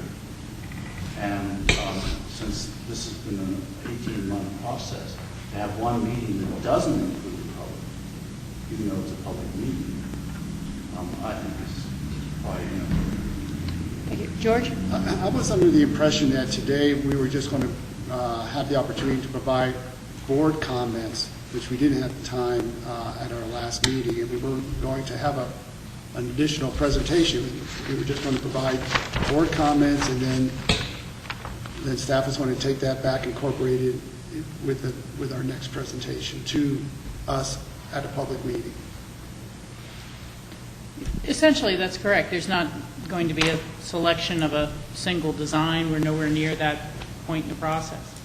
Well, I have no objection to making comments, but I think the public needs to know that we are going to have that period, and it's not going to be discussion on a day like today. Yeah, and right now, we're just taking comments on the 4 options. Those will be further developed and brought forward again in a noticed meeting, Michael. But it's good for us to understand the types of questions or comments that the board has or any concerns on these 4 options as we further develop those concepts for future consideration at meetings. So in no way was, I think, this discussion going to eliminate or limit options. It was for us to have some opportunity to hear the board's thoughts as we develop those ideas for future public meetings. Again, I think in order to have those comments a day later, whatever it is, a week later, I need to review those graphics and the information that we got, and so we can start from that point. Okay. Let me see what the pleasure of the board is. We did discuss those at the meeting here a week ago Tuesday, and everyone was asked to look at them more carefully in the intervening time, which has now been a little more than a week. And we, at that meeting, said we would discuss them further so that we could give our board feedback when we had more time. We also, at open discussion yesterday, I suggested that we all bring our copies that we received at that meeting and be prepared to discuss them today so we could try to move this issue forward. There tends to be a November 7th meeting of the Charette and Airport Design Committee meeting, and I think the goal was that today being the 11th, our staff, or excuse me, the 12th, our staff would have some time to take our comments and turn them around in time for that upcoming November 7th meeting. So I just have to ask, what's the pleasure of the board? Do we want to go forward and have some discussion of this today, or would we want to not do that? I'd like to have some discussion, an opportunity to have some comments. I didn't have that opportunity last time because we were running short of time. Rob, what's your sense on it? I feel we can move forward with comments. Jack has had to leave for a moment. I also would like to be able to move forward with some discussion on that, and we will, again, take a 15-minute break and then reconvene. Yes, if you'd like to make a final comment. The reason I'm doing it is because this has been a very long process with lots of alternatives, an evolutionary process with enormous amounts of public input. And I like to keep that kind of atmosphere going. And I think it's important for people to be in attendance when we make those comments. The Citizens Board, the staff, more than just Jim, and the consultants who all worked on this. And since none of those people except for Jim are present, I'm not sure that our comments would be as public or as effective as they would be in a more complete meeting. So although you're comfortable with it, I think that it breaks with the tradition of engagement, of public engagement with this process. I'm not saying that we can't have those comments. I just think it needs to be in a larger forum. Thank you for that. Okay, we will now recess for 15 minutes. Thank you.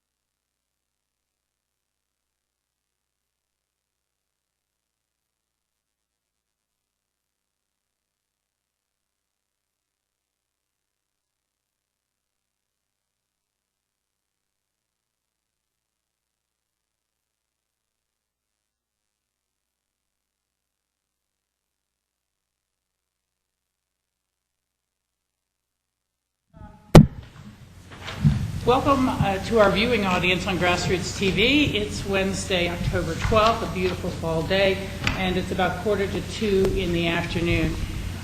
We are opening into our open discussion portion of our agenda, covering some items that we did not complete yesterday and last week, and we are going to start with a discussion of the master plan update terminal alternatives.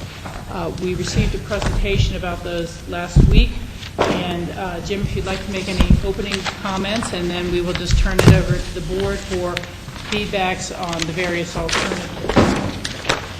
Fantastic. Thank you, Chair and Board.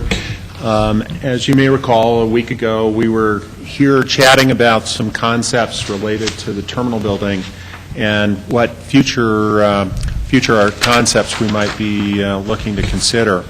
But if you'd indulge me, I'd kind of like to take a moment and step back a little bit. If you think about the airport in 1946 when it got started, it was a gravel runway, really weren't services.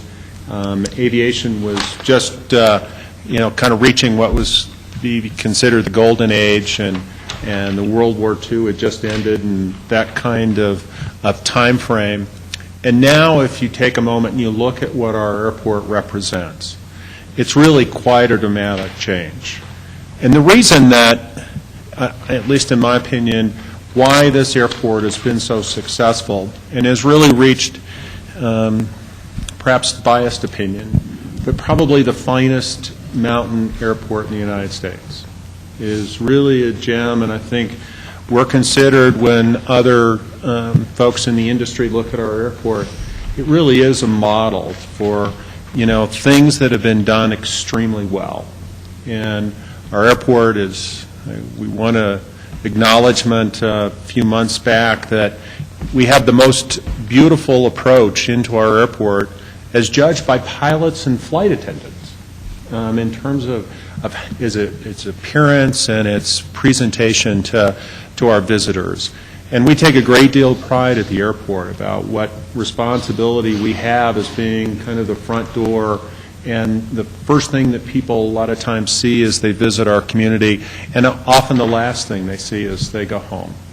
And so we take that responsibility, very, very seriously. But I also want to kind of draw back to a time when I first came to work here about 10 years ago, and I've heard it repeatedly over the 10 years, both from the community but most powerfully from the Board of County Commissioners, that the focus of the airport should be about safety, should be about efficiency, and now, in the past number of years, about environmental sensitivity. So when we embarked on this master plan, and it has been about 18 months from some of the initial steps, however, the key steps that really involved the public and getting feedback started about the first of the year. The Board of County Commissioners named about almost 50 people to an advisory committee to kind of help shape and guide and offer input to help represent what the community was looking for from its airport. And that's been really a special experience. We started back in January with some charrettes. I actually kind of called them brainstorming sessions, where we invited the community out, and over 100 people with varying backgrounds all came and spent between 4 and 6 hours talking about the airport and what it meant and how those pieces at the airport might come together and maintain kind of the culture and the values of the community. It was very special to watch.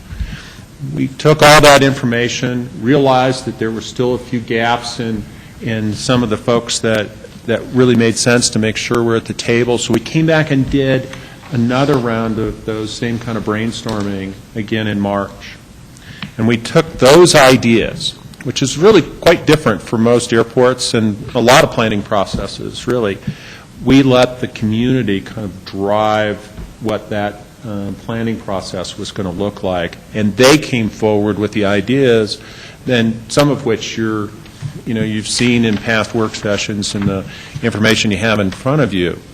And then we added some professional kind of input on top of it. So this has been a very grassroots kind of driven experience.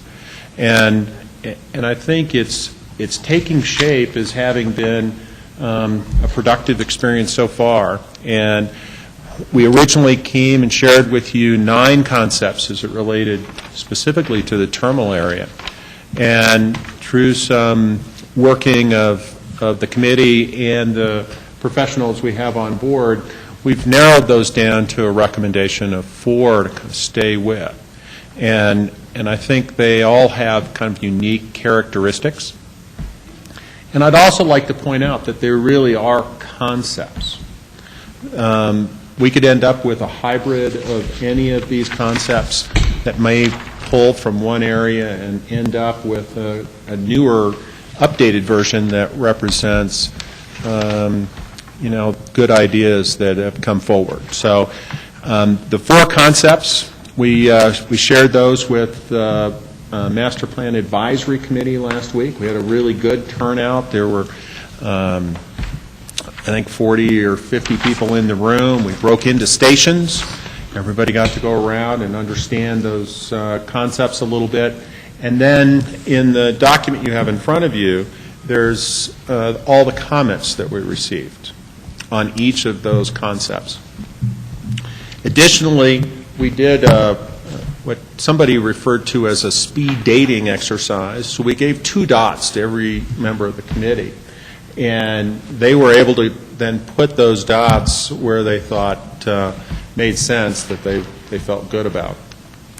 And so we ended up with a dot count off of that, and then all of the kind of feedback comments that came from our dialogue with all the committee members. So anyway, that kind of is a quick way forward over the past number of months. And one of the issues with the terminal is that it really does help establish, since it has over 500,000 people utilize that terminal complex a year, it really is kind of the foundation about how the airport is set up and then what opportunities may exist to use property or ideas elsewhere on the airport. So that's one of the reasons we brought you the terminal area first, and then our focus is to come back in early November to talk to you about the rest of the airport and some of the ideas that the community shared with us elsewhere on the facility.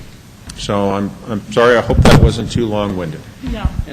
Thank you for the background there. If John? I may just add to Jim's comments, what makes Aspen's airport a national and world leader is a combination of good aspirational planning combined with feasibility.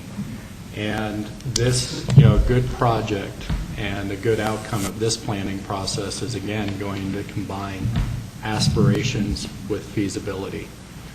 Where we're at in this planning process right now is identifying more of the aspirations side. Where do you want to be? What do you want this to look like? Then we can come back and really massage it to look at what's feasible. And so what we've been asking folks is, for example, on the parking question, which we talked about, do you want to see the vehicles or have them underground? And that's where the ideas of parking structures have come. Obviously, we still need to look at the feasibility of that, but we'd rather look at the feasibility of options that we really aspire to. And so I guess I'd ask you to lean towards aspiration at your comments at this point, and we'll bring feasibility into it, but don't limit yourselves in terms of what you want to see from your airport in the future right now. George. A question, Jim. On these handouts that we were given yesterday, on each of these, on the top, you have a DOT count with a number. What does that refer to? Jim, do you have an extra set of those? Oh, absolutely. I think that's the dot count from the voters. Yeah, it's dot. It's not Department of Transportation. The dot count for one of the Committee direct meetings, count. I believe. Okay, but then we have, on each of these, then you've got a series of comments, but they don't really add up to these dots. So I'm a little confused of what this is. You bet. The dot count is that speed dating where each of the advisory committee members were given 2 dots and they could place them on any of the concepts that they liked. The comments listed below, in past meetings, we've always taken those raw feedback that people offered. So when they were standing at the board and made a comment that was related to that concept, we'd record it. So these are the raw, not edited for grammatical or complete sentences, but just the feedback that people shared with us as they looked at each concept and then decided whether to put a dot there or not. So, for example, if I'm looking at alternative 2, I just happen to have in front of me the alternative 3. Alternative 2 got 7 dots count versus alternative 3, we only got 3 dots. So more people preferred alternative 2 than alternative 3. Is that how I'm reading this? Yes. Okay, thanks. Rob? Yeah, just a question about how to approach looking at some of these plans, because these are, as you had said in our previous meetings, placeholders for where things would go. We're not in the design stage of what the building's going to look like. For instance, looking at plan number alternative 1 and alternative 4, which both have kind of terminal buildings in the same place. One is a slightly curved terminal building and one is a square terminal building. We're not really looking, you're not looking for feedback whether you like a square or a curved terminal building. It's the concept of a transportation node in alternative 4 separate from the main terminal building, or just a walkway towards where transportation would be. Theoretically, with alternative 1, we could make that somewhat more of a curved design in our, I want to separate where our decision-making process is now. We're looking at big placeholders as opposed to designs and concepts. Yes, the overarching goal of this master plan is a space reservation. So we know that we want to be able to protect a certain amount of space, where it be on the airport, and that we could account for some reasonable future needs. You know, in the process, it was curious as we designed the brainstorming charrettes, was that we needed to do enough kind of layout so people could feel some ownership and they could see how the pieces would fit. So the overarching goal here is to protect space and be able to make sure that future groups have options like this Board of County Commissioners about what their airport could look like. However, to kind of help the process along and give it a little bit of a flavor, we've started to put in kind of areas and blocks and those kind of things, but it is not the design of the terminal building. And so it ends up being somewhat blended because it gives it some life. But the bottom line is we're trying to protect the space. We'll design a more complete terminal if and when that decision's made. So, and I guess what I'm getting at is, like in alternative 1, if that had had a slightly arched front, would people from alternative 4 have voted for that? And it's hard to tell what the people are voting on and how we should give you feedback in terms of what we're looking at here. Well, as you notice, most of the comments relate to functionality and whether or not they're closed to transit or how the roadway interfaces, whether or not that would end up being a long baggage run to get from your airplane to pick up your bag. What are the pros and cons of that? So they're kind of fleshing out in each of these concepts. The community is sharing kind of what their overall ideas are about where we might go with the new terminal building, short of saying design, because that's going to take on its own life, quite honestly. Thank you. Other questions or? Michael, Jack? Jack, go ahead, please. Well, Jim, I have, if you don't mind, a kind of a series of questions, I think these are thoughtful comments, and, though I have my direction, as it were, where I might land, I need to hit a few questions here. Going to alternative one, what does the ramp rate mean? Because there's part of a conversation that I'm not knowledgeable about here. Yeah, you may recall and I think this board made some site visits, and we did a number of visits with folks who came out and took a tour from our community as well. The ramp flows currently where all the airplanes are parked toward the terminal building. And so we had that flood back in July. Is how would we piece the grades together to make the airplanes park safely across the area that they're supposed to be? Okay. That was the point of the question. On alternative one, and one of the comments is move terminal closer to Highway 82 and further from taxiway. We have a setback. We've amended our setback for the corridor. Now is it, 100 feet? Yeah, I believe it is. And you can... It used to be 200? Yeah, the setback is a green line shown on... That dotted? Yes. Okay, good. And so we've reflected that in the drawings. Okay, so one of my, I guess, the hindrance for me in this whole development scheme, as I've talked about or mentioned before, is the parking and how it interfaces and phases. And I like the idea, per this comment here, move terminal closer to the highway, but I'm concerned about what that means to the parking. The parking just seems so massive, and under any condition, I'm never going to, I can say that now, support all of this parking, though current is about 800 spaces. A little over 800 and that's dispersed.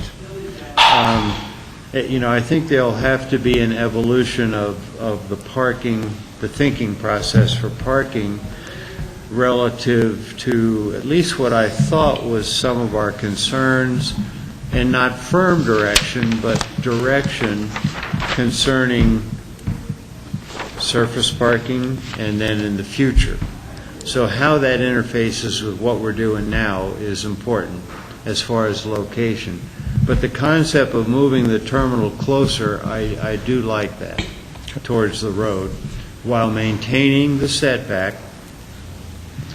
And that really relates a lot to my opinion on number 4, alternative. I don't like that at all. It's too much structure, too much close to the highway, etc. So, the parking with a little, some shrinking of it, it just still might work when you move the terminal closer.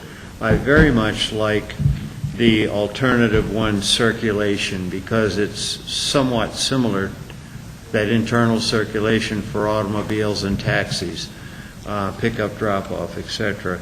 It's a lot like what we have now, and I know, though we can't state the future on it because of TSA, I would be inclined to implement that, and if we have to, fight for it in the future. I'm not sure how the baggage works relative to one idea put forth by John McBride and that hotel shuttle stuff, but I think that can work within this internal circulation, kind of like what we have now, but I know we'd have a much more efficient system how to deal with that, both behind the counter and, in front. Explain to me what is TSA's 300-yard setback. I should be considering what that means. it should read 300-foot setback. You may recall shortly after 9/11, And I always thought it was feet. all airports in the United States were required to keep parking 300 feet from the terminal building. Now, there are ways, of course, to build construction that can protect from explosive blasts, which was the concern the TSA had at that time and continues to have. So as these concepts get more detailed or get maturity, that's the kind of thing we'd have to keep our eye on and make sure that we account for. Yeah, and that's critical. So my comments about moving closer actually take second, position relative to location and TSA requirements. We're always going to go where we need to on that.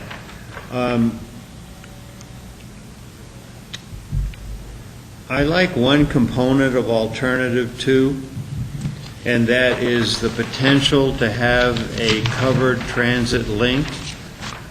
So for me, a hybrid of one, which is really I'm inclined to believe that's where I'm at as far as a personal choice, without hearing other commissioners, is to still allow, where you have your parking, still allow space for future connection to transit, according to how all that evolves. And so I like the idea here. Now, I'm looking at your footprints for future terminal, whether it's the first phase or a future phase, as not being significant or relative to real square footage here, because it looks like some of these are way bigger than others. But the point is that's a future consideration that we have to talk about, how much is enough phase 1, for example, and where we'd land. And I'm for starting smaller without being inefficient.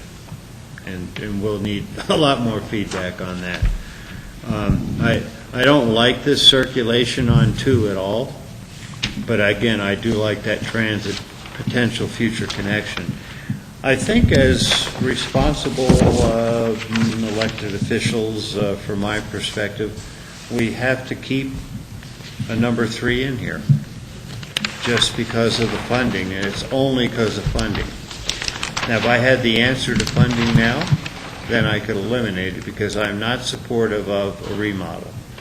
I am supportive of going for the new terminal, a modern terminal, without 3 different elevations and, all of that heartbreak trying to manage that. But a question on number 3, it says remodel existing building. That would be like a phase, and then there is potentially a future addition where it would be the waiting rooms and whatever to... We haven't gotten into great detail about how each one of these would be phased. I do want to make sure the board's aware, the community's aware that all of these can be phased and can work quite well in that area, because we do anticipate that while we've asked you not to look at the financial considerations today, it's hard not to think there, that way. So, but we would probably, if we decided to go toward alternative 3 and the revamping of the existing structure, would probably involve building the concourse, the one with the little S-turn out front, because that's the most critical square footage necessary. And then you'd start a progressive build in the existing footprint of the building. One of the things you noticed in one of the comments here is they probably last about 3 years of temporary walls and, pardon our dust kind of things as you moved your way across the structure, and it has its downsides that way. So, though you state we shouldn't be looking at financial considerations, that is an important factor, and therefore this, I feel, 3 probably just has to be at the bottom of the pile, but move forward until we can make that decision. The last question for the moment has to do with as far as 2-story versus 1-story, and typical airports, you go second story and walk out. We've heard different comments. For example, some people do like the connection to getting on the ground and being outside. And, well, it's great except for certain weather conditions. I don't know what criteria we're going to use to make that decision, and we're going to need the committee, staffs, consultants, and commissioner feedback on all of that. And I like the way it is now, and I've been here this February 40 years, so kind of used to it. Doesn't present a problem for me, but there are some, especially people with some physical disability, whatever. I want to take into consideration that piece too, but that won't be only the determining, just one of the factors for me. So a little feedback. Thank you. Who'd like to go next? George? Some general comments, Jim, and I think I've mentioned this in the past, but in terms of egress in and out of the airport, there's probably as many people who are heading into Aspen as there are heading out to Snowmass, certainly in the wintertime. And so I think we need to take that into consideration and not have everyone have to exit to the east and then have to go through two series of traffic lights as they're heading down valley. So some sort of circulatory system as exists today, where you have the option to either go back to the traffic light currently at Baltic if you want to head out to Snowmass or down valley, or if you're heading into town, you can bypass that by taking that hard right and heading right on to 82. So that would be one comment in terms of the circulation. If we're talking in terms of aspiration and being visionary, looking to the future, how can we really be more efficient and effective in terms of baggage delivery, luggage delivery, and that's not only inbound but also outbound. Because if we could solve that problem, then I believe it makes public transit a much more viable option, which it isn't now. Certainly, there are airports, if you go to Europe, Geneva, you fly into Geneva, you get your luggage, you go right downstairs, you're on Swiss Rail. Anywhere in Europe you want to go, you're there. It's seamless, it's easy, and it all works. And of course, we're not going to have that infrastructure like an urban city, but the idea that you can move very simply on public transportation, luggage is a deterrent at this point.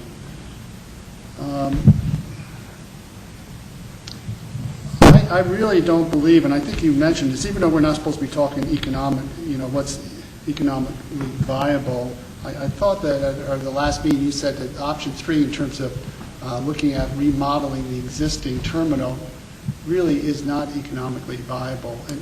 And if that's true, I also don't think it's very aspirational as well, because what you're doing is you're taking a building that was never really put together correctly to begin with in terms of pieces and different levels, as you've told us before, and the issues in terms of security. So I think we want to be visionary. I think we really want to look at what is it that travelers really expect now from their airports. And it's so obvious when I travel around the country, when I've traveled in Europe, the difference we see from new airports like DIA to an airport like Dulles or LaGuardia. Nothing works there, but of course they're so old. And I think we need to be visionary for the future. And I think that's why trying to make do with the existing terminal and trying to finagle it so it kind of works doesn't make sense for me. So in terms of visionary, I think we want to move forward in terms of a new terminal, in terms of a new location, in terms of a new design, and new opportunities to get passengers in and out easily. Let's see, other comments, public transit I touched on. In terms of location where the terminal is, again, if we're going to be visionary,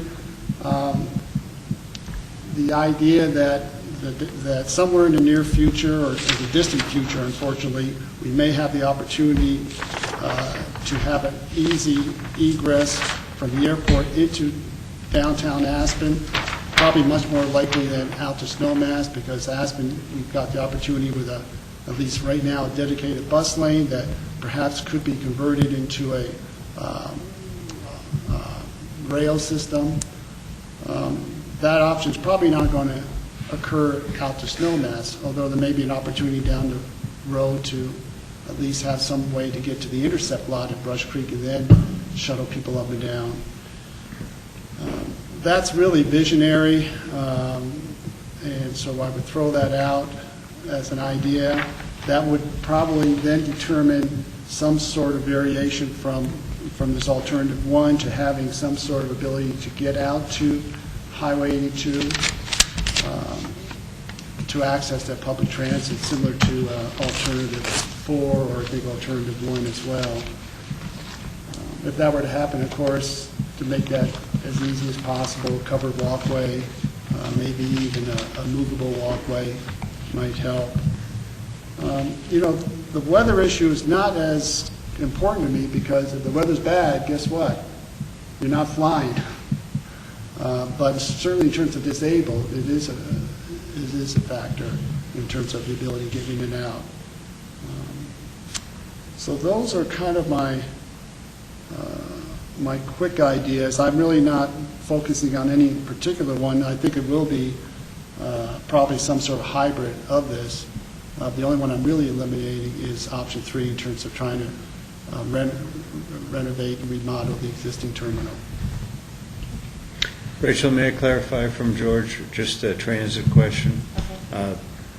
Having sat in the EOTC since January of '95, I think I have a good understanding of what has occurred, and I'd like to ask anyone on the board to reconfirm my understanding. There is a dedicated transit corridor from the airport to town, correct? I'm not remembering to Brush Creek. My understanding is there is. Jim, probably.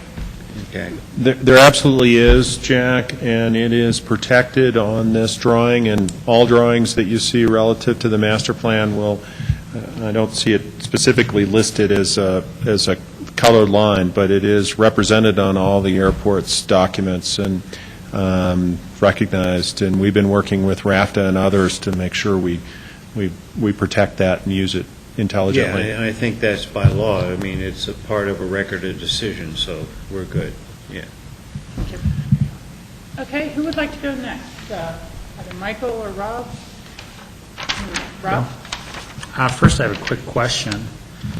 The expansion of the general aviation area into what is now, a good portion of parking space, what was the thought process behind that? Yeah, that actually draws back quite a ways to a relocation that we did of the taxiway further from the runway, and there was quite a bit of inefficiency that went with aircraft parking space in that transition. Additionally, we're finding that the general aviation airplanes are becoming larger, and so they need a bigger footprint to sit on. We're seeing fewer airplanes overall, but the size of the airplanes are making a difference, and so we were looking for ways to kind of incorporate that square footage need at the same time. So that represents a possibility that could happen as the terminal went further to the south. Because it is kind of in all of these plans. Except item 3 doesn't do exactly the same thing. The reuse of the existing terminal still shows some of that, but it really isn't as practical because of how close it would be to the commercial operations. I just think one of the feedbacks that when they lost that parking space to the general aviation aircraft parking 5 years ago or something like that. Well, maybe 3 years ago, there was some, well, why did they take that parking away for us, for the people that have private jets, in terms of feedback? So, it's just some general comments and some that have already been said. One, I think it's crucial that, as George said, that you've got a circular motion of traffic flow with exits on both ends of the airport that could head either up valley or down valley. I think that would just make a lot more sense. The parking is a concern, just like Jack had expressed. I share the same concern on, you know, I see this as a space holder, and that was part of my question about the general aviation. I'd like to see a bigger space holder for parking if we want to keep it at one level, and now we're taking away that existing parking where you put future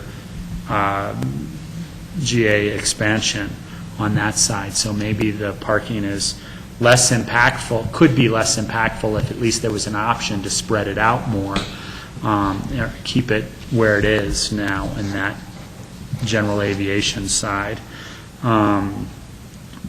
I concur with George in terms of the visionary aspect of leaving a lot of options open for public transportation to and from Aspen, and I think that's going to be definitely a change to our tourist experience, you know, being able to transfer their bags directly. And I'm sure Michael will probably reiterate one of the things that he's been saying, which is really having a study that understands all the vehicles that come in and out. You've got your private limousines, you know, where's the taxi pickup for these things. I believe you said a couple of times from a financial standpoint, and I know you don't want us to look at financial, that the remodel could be just as expensive as anything else. And someone who's not done a project this big but has remodeled restaurants, I know what it's like to try to work around things that are existing. It could be a lot cheaper. I have no major desire to, you know, keep the option 3 on the table, because I don't think it meets some of the other aspects of things. I'm really leaning towards the ones that really got the most votes, to tell you the truth, which is option alternative 1 and the alternative 4. The thing that I liked about alternative 4 is that it really created more of a presence to that public transportation side. I think the challenge with that is how you deal with the car drop-off and pickup and traffic flow.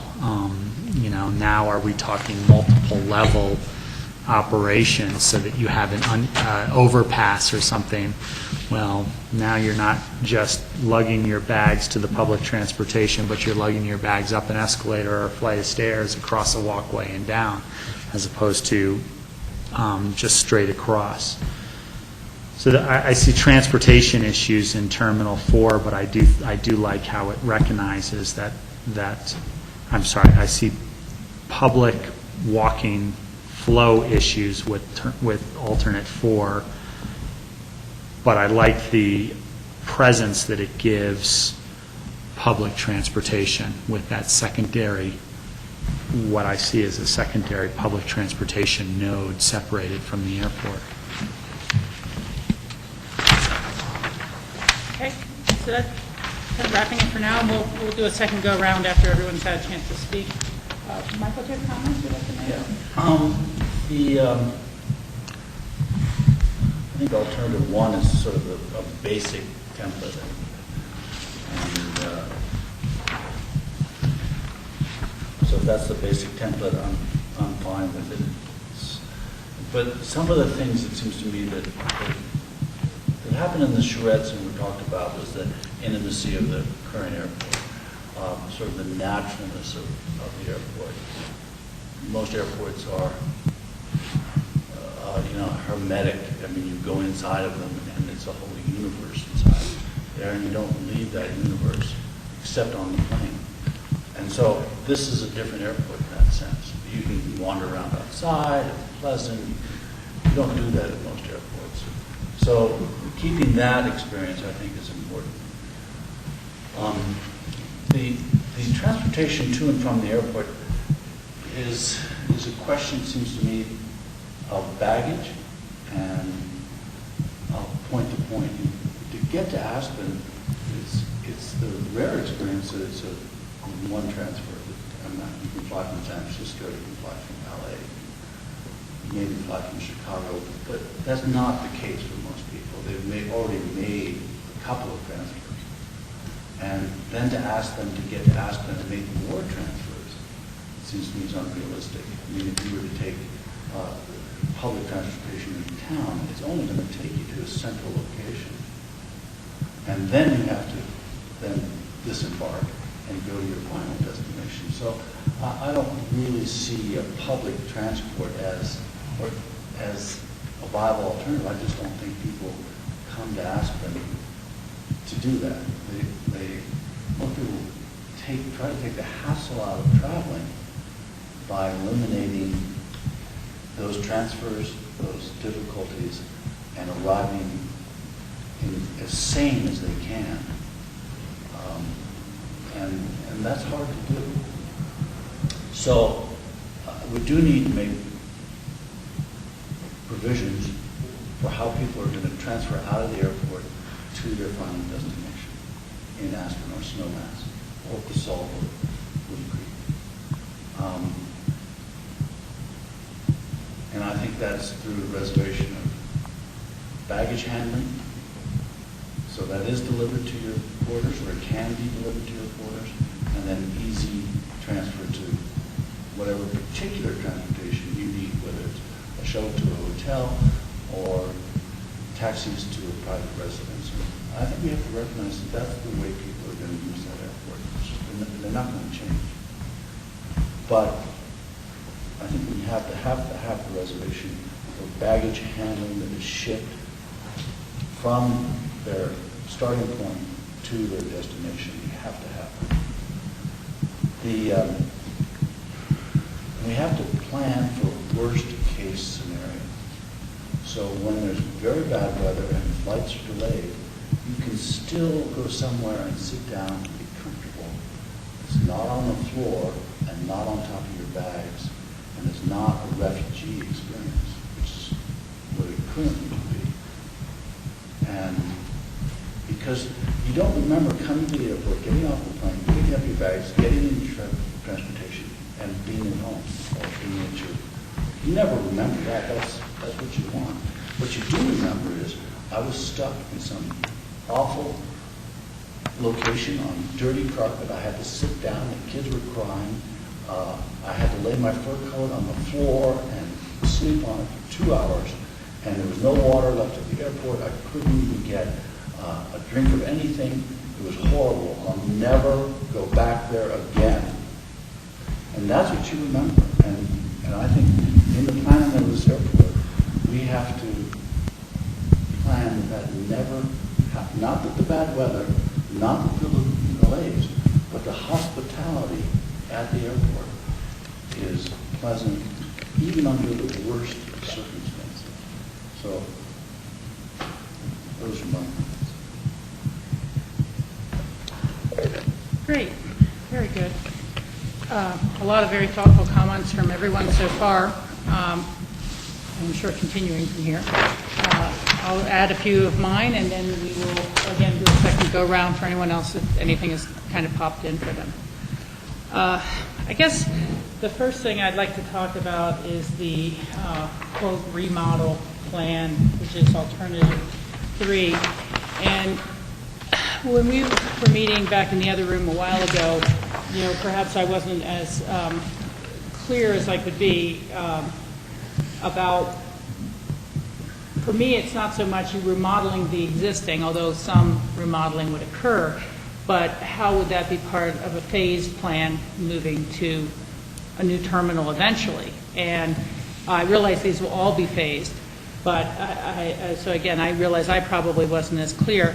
But what I had been thinking about is if the new, what's shown on here as a terminal, was actually, it's really the new concourse, that becomes the new concourse.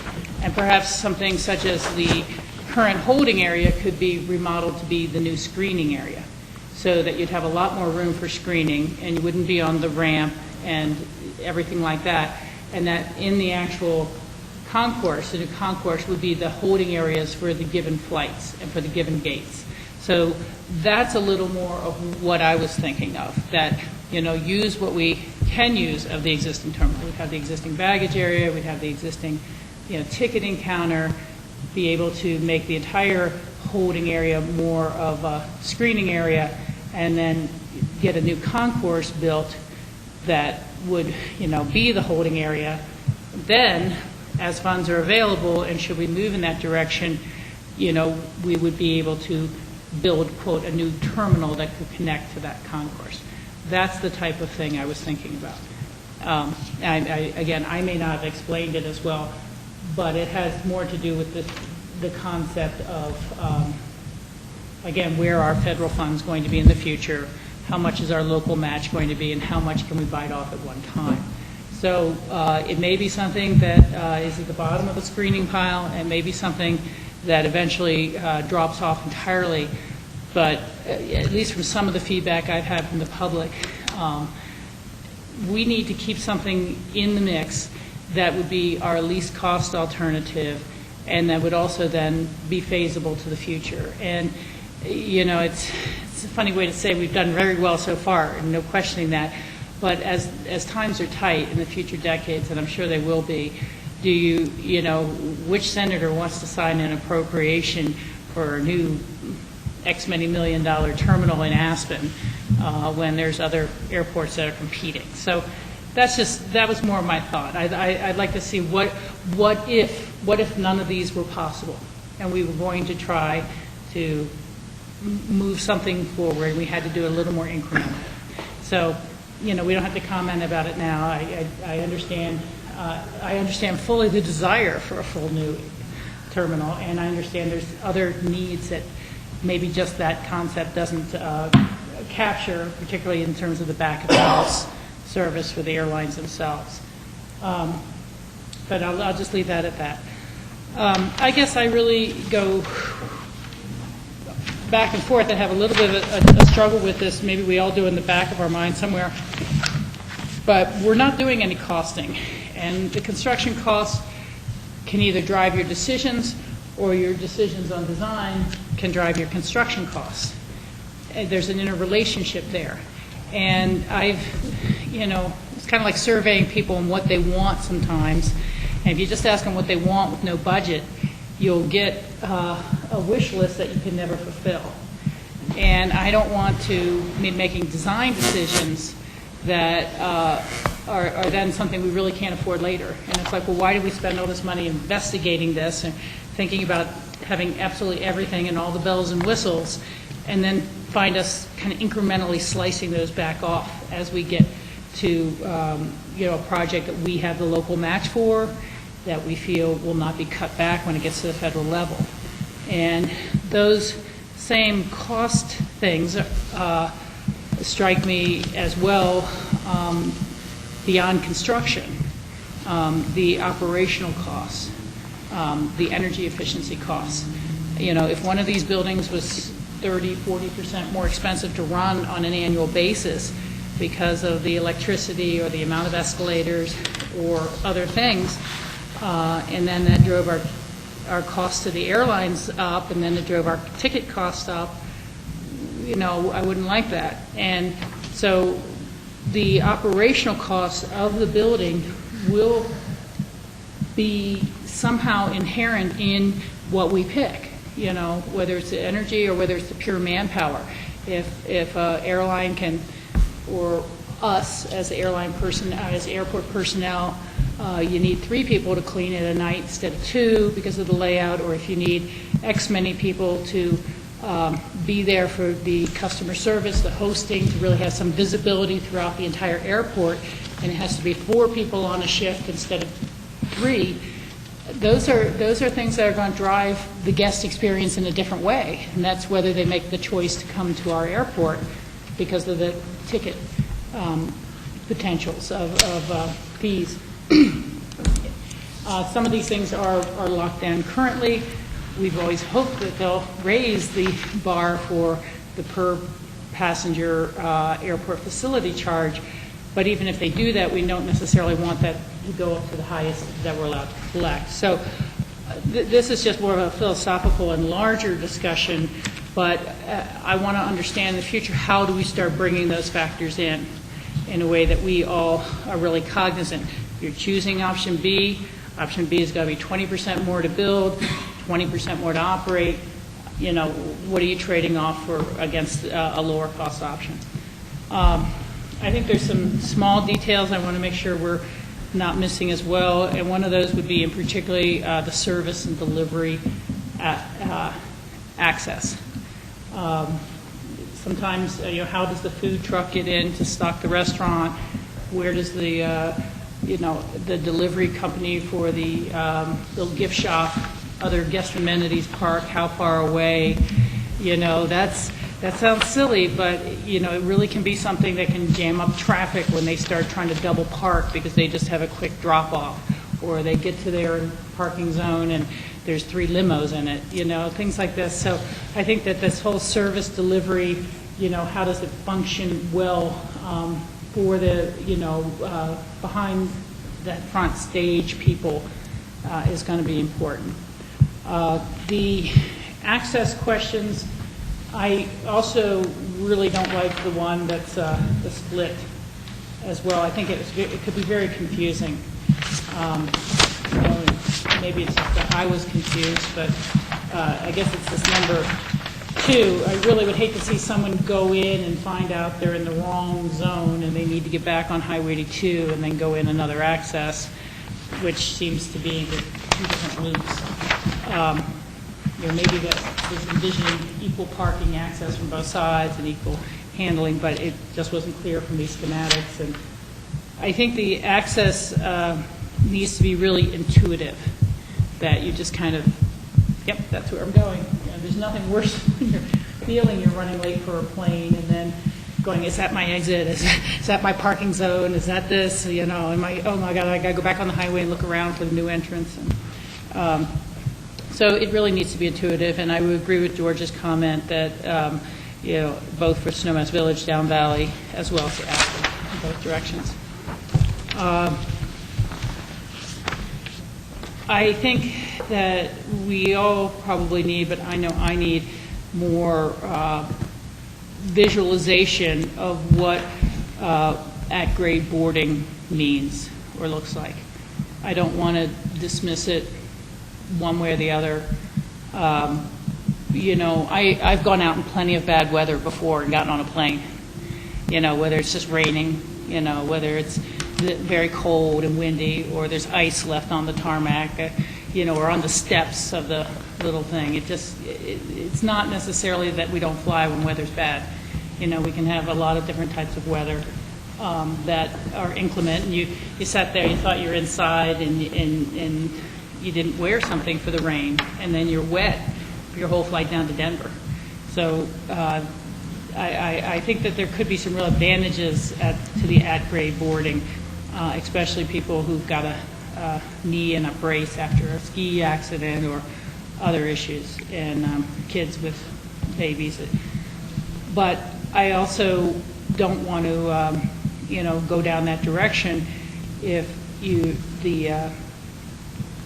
it will be so obtrusive in sight for the community. So that's why I'm saying sight lines. What does it really look like to do that? A lot of this has been about space reservation, and that question really comes back to me in terms of, well, a 2-story building uses a lot smaller footprint than a 1-story building. And, if we're even talking about doing this really large underground parking garage to create more usable space for other purposes, why not a two-story building? You know, I mean, these are interrelated decisions. And so I need to have a better understanding of what a second floor would mean. There are some comments on some of these which are very valid, that a second floor inside holding area could hold fabulous views for our public, watching the planes take off and land, and, you know, being able to look to the hillsides. And, you know, I don't want to rule that out. You know, the entire Airport Business Center on the other side is a lot of two-story buildings, you know, or larger, you know, depending on the pitched roofs and things like that. So are we holding ourselves to a one-story standard based on designs from the 60s, basically? So I want to really look at what that trade-off is. That brings us into the parking, and for me, I need that type of cost analysis to understand that I don't have, of what does it cost to run an underground parking garage? You know, do you need an attendant to be there? You need to power wash it a few times a year. You need to keep the ventilation systems going. You need an escalator or elevator up, maybe even a default elevator for handicap access.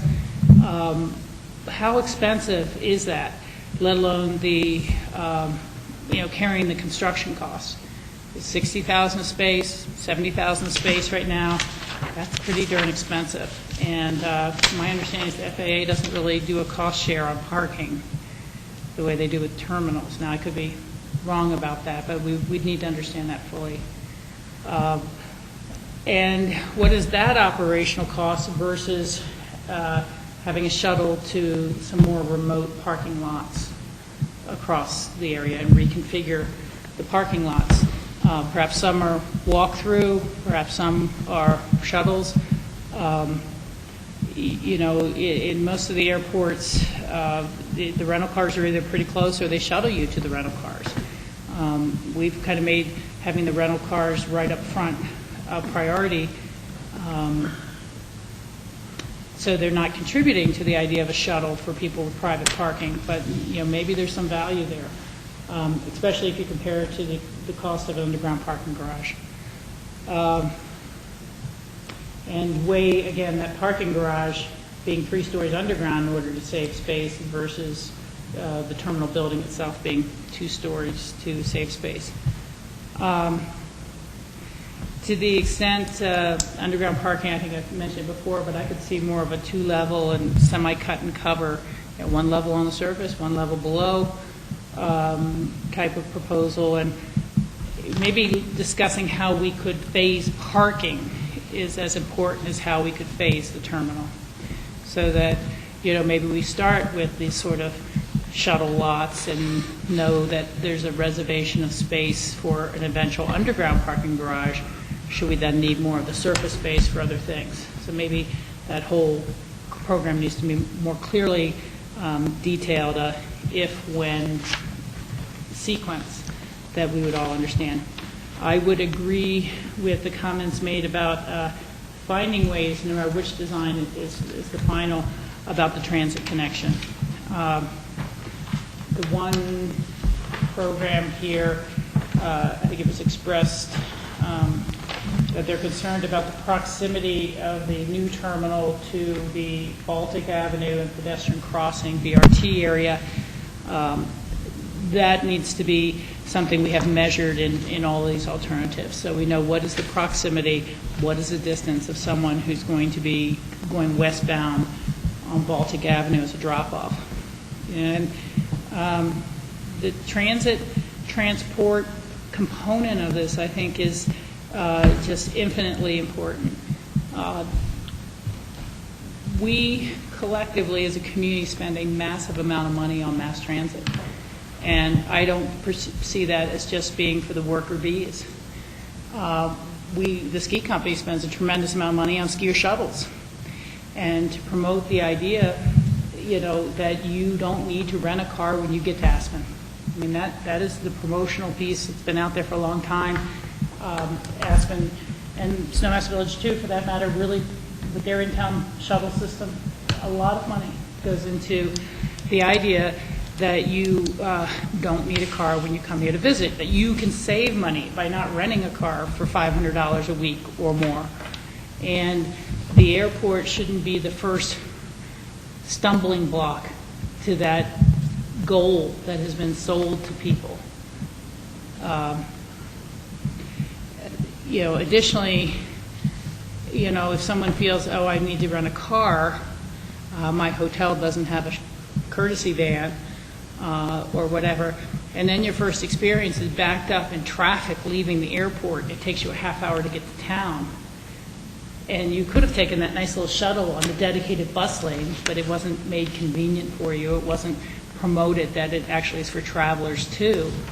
That's a really bad experience. At the end of a long flight and a couple transfers, and then sitting in your rental car behind stacked traffic, that's not a good experience. So, to me, we shape our buildings, and then our buildings shape us.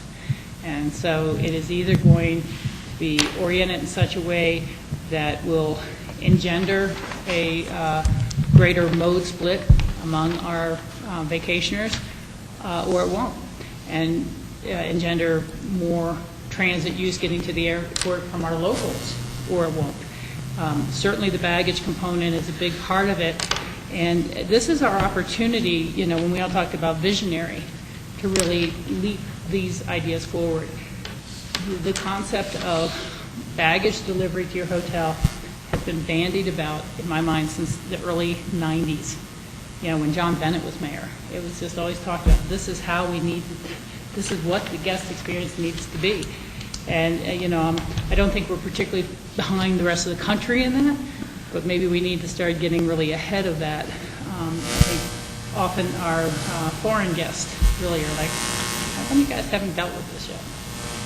I guess as a final comment, just echo what everyone else has said before from our previous meetings, that we need to really just keep track of and evaluate these against that criteria of what people like the most about the airport now. What is the best of the best elements of that experience now. And so that should be, that will be my filter, as well as the components of costs, operational costs, long-term costs. And I don't know that design space reservations will affect or not the idea of how green and how efficient we can make the building. But to the extent they do, I want to make sure we're not precluding anything that we need to have the appropriate solar gain or solar access. We all love straight lines, but I honestly was sitting here looking at this and saying, well, should the new terminal be tilted a little towards Baltic? If it's tilted towards Baltic, does that become less of a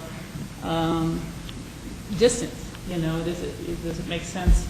If we're looking at alternative one, should it tilt or not?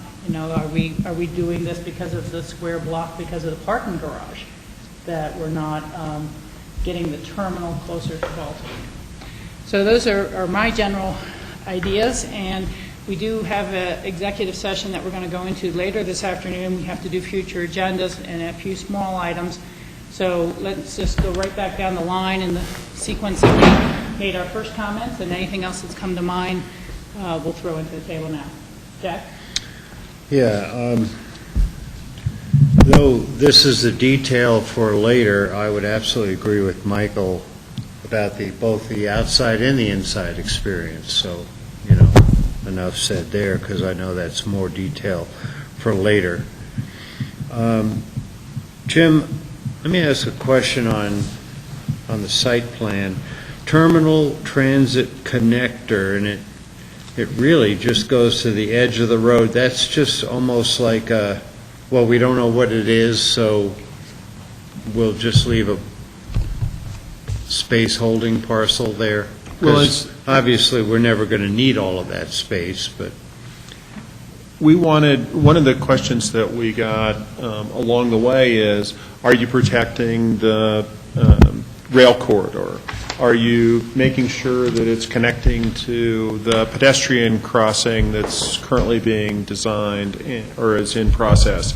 And so what we did with these drawings is a way of saying to all that we're aware of those changes, we're accounting for them here.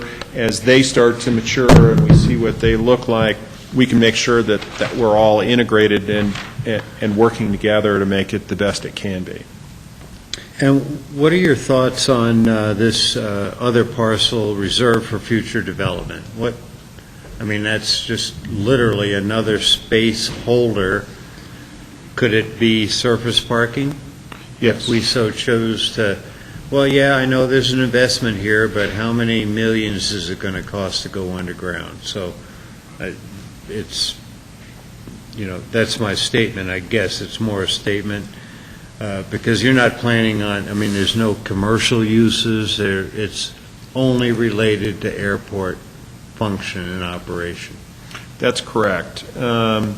We just felt that if you look at the forecast of the airport and how many passengers come through, those kind of things, it made sense to make sure that you had the ability to make choices, and the community could make choices that might come to it later. It's not set up to be something of a commercial operation or that kind of thing. It's just we're saying we don't want to let that turn into Dairy Queen or something. We want to make sure it's there for terminal use into the future.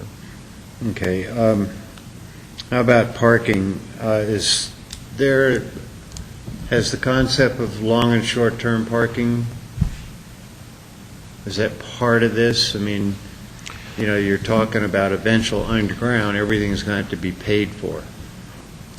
Yeah, we continue to we're probably at the 15,000-foot level right now in terms of trying to understand detail. You can see the roadway systems really aren't very well defined. We're just kind of starting to get it to gel up a little bit, and we're working our way to more detail. We would expect there to continue to be curbside access. That's a very important thing that folks had currently, to be able to come in and drop off and be close at hand. We anticipate ground transportation areas. We anticipate short and long-term parking. We would probably anticipate that, though, even if a parking structure were determined to be the best choice forward, that there'd continue to be some outdoor parking for those that might want a more economic choice. So those details are still on the horizon and in our future. We're just trying to figure out how we can best start to see it from a 15,000-foot level and drive into more details, ultimately to a terminal concept that might actually turn into construction drawings, which would turn into real. Okay. No one's mentioned it, but there is currently, well, and I don't know the number, but a decent portion of employee parking. As this process evolves, like to know how important employee parking is on-site versus off-site. I know when the ski company did Bays Village, of course, lots A, B, and C had to be displaced. They park people now down at their clubhouse, the golf clubhouse, because they can't allow, of course, employees to park where the base is now. So it's a question. I understand convenience, but, to spend underground parking on employees and public, they might or might not be two different animals, as it were. It's a question I have about parking, and parking and space drives a lot of what's going on in my brain, because there's no question we want a new terminal. What is the relationship between the load factor, all that work that was done on load factor, and parking? Is that how some of the parking expansion okay, we forecast so many new emplacements, as it were, and therefore you need X percentage. Is there an industry standard? I'm sure there is. I can't quote that to you because that's not my specific area of expertise. What you'll see here is at 1,000 stalls, roughly for auto parking, roughly is the equivalent of what exists on the airport. And whether or not we could consolidate and better utilize space that's currently spread out across the facility. As I recall from the 2004 master plan, it was, we had a drawing that showed some surface lot across the airport, and it had some shock value of its own about trying to see it. So that was kind of where the community came from that gave us the feedback about the parking structure in a way to make it less impactful on the views. Yeah, and I know landscaping and berming within our code can help some of that. But what I continue to be concerned about is the cost, as always, but also the fact of what we're doing and who we are and who we might think we are versus the reality about, incentivizing transit and de-incentivizing the automobile, and to bring ultimately or make room for and pay for 1,500 parking stalls when a mile and a half down the road we have Brush Creek. It's going to be a bit of a battle for me, as I keep saying. Certainly, and I'd reinforce what I said about that access and the way Plan Number 1 works, the east-west access. I completely agree with that, as I really believe as time goes on and the economy does pick up, there is some development in Base Village, continued development. Snowmass is going to get busier, and people are going to be going that way. As far as keeping alternative 3, now let me clarify my facts. I understood, a couple things, and I absolutely agree with Rachel's point about what this, and what I referred to earlier about that little waiting area. That's a stopgap, certainly. And a new terminal might be in the future, but if somehow the dollars just weren't there, is the current terminal acceptable? Well, we get another airlines and one falls off and another one comes in, and, the evolution of numbers. That waiting room is just tough. I'm there, just one experience with the disabled vets, in and out of the airport, and it is just insane. And general public also, is within that group too. So something, again, that's just a stopgap, and I don't know how, maybe you, the consultants, think about how, well, yeah, we understand where we might go, but we won't spend much money on this, but it's still an awareness that needs to be.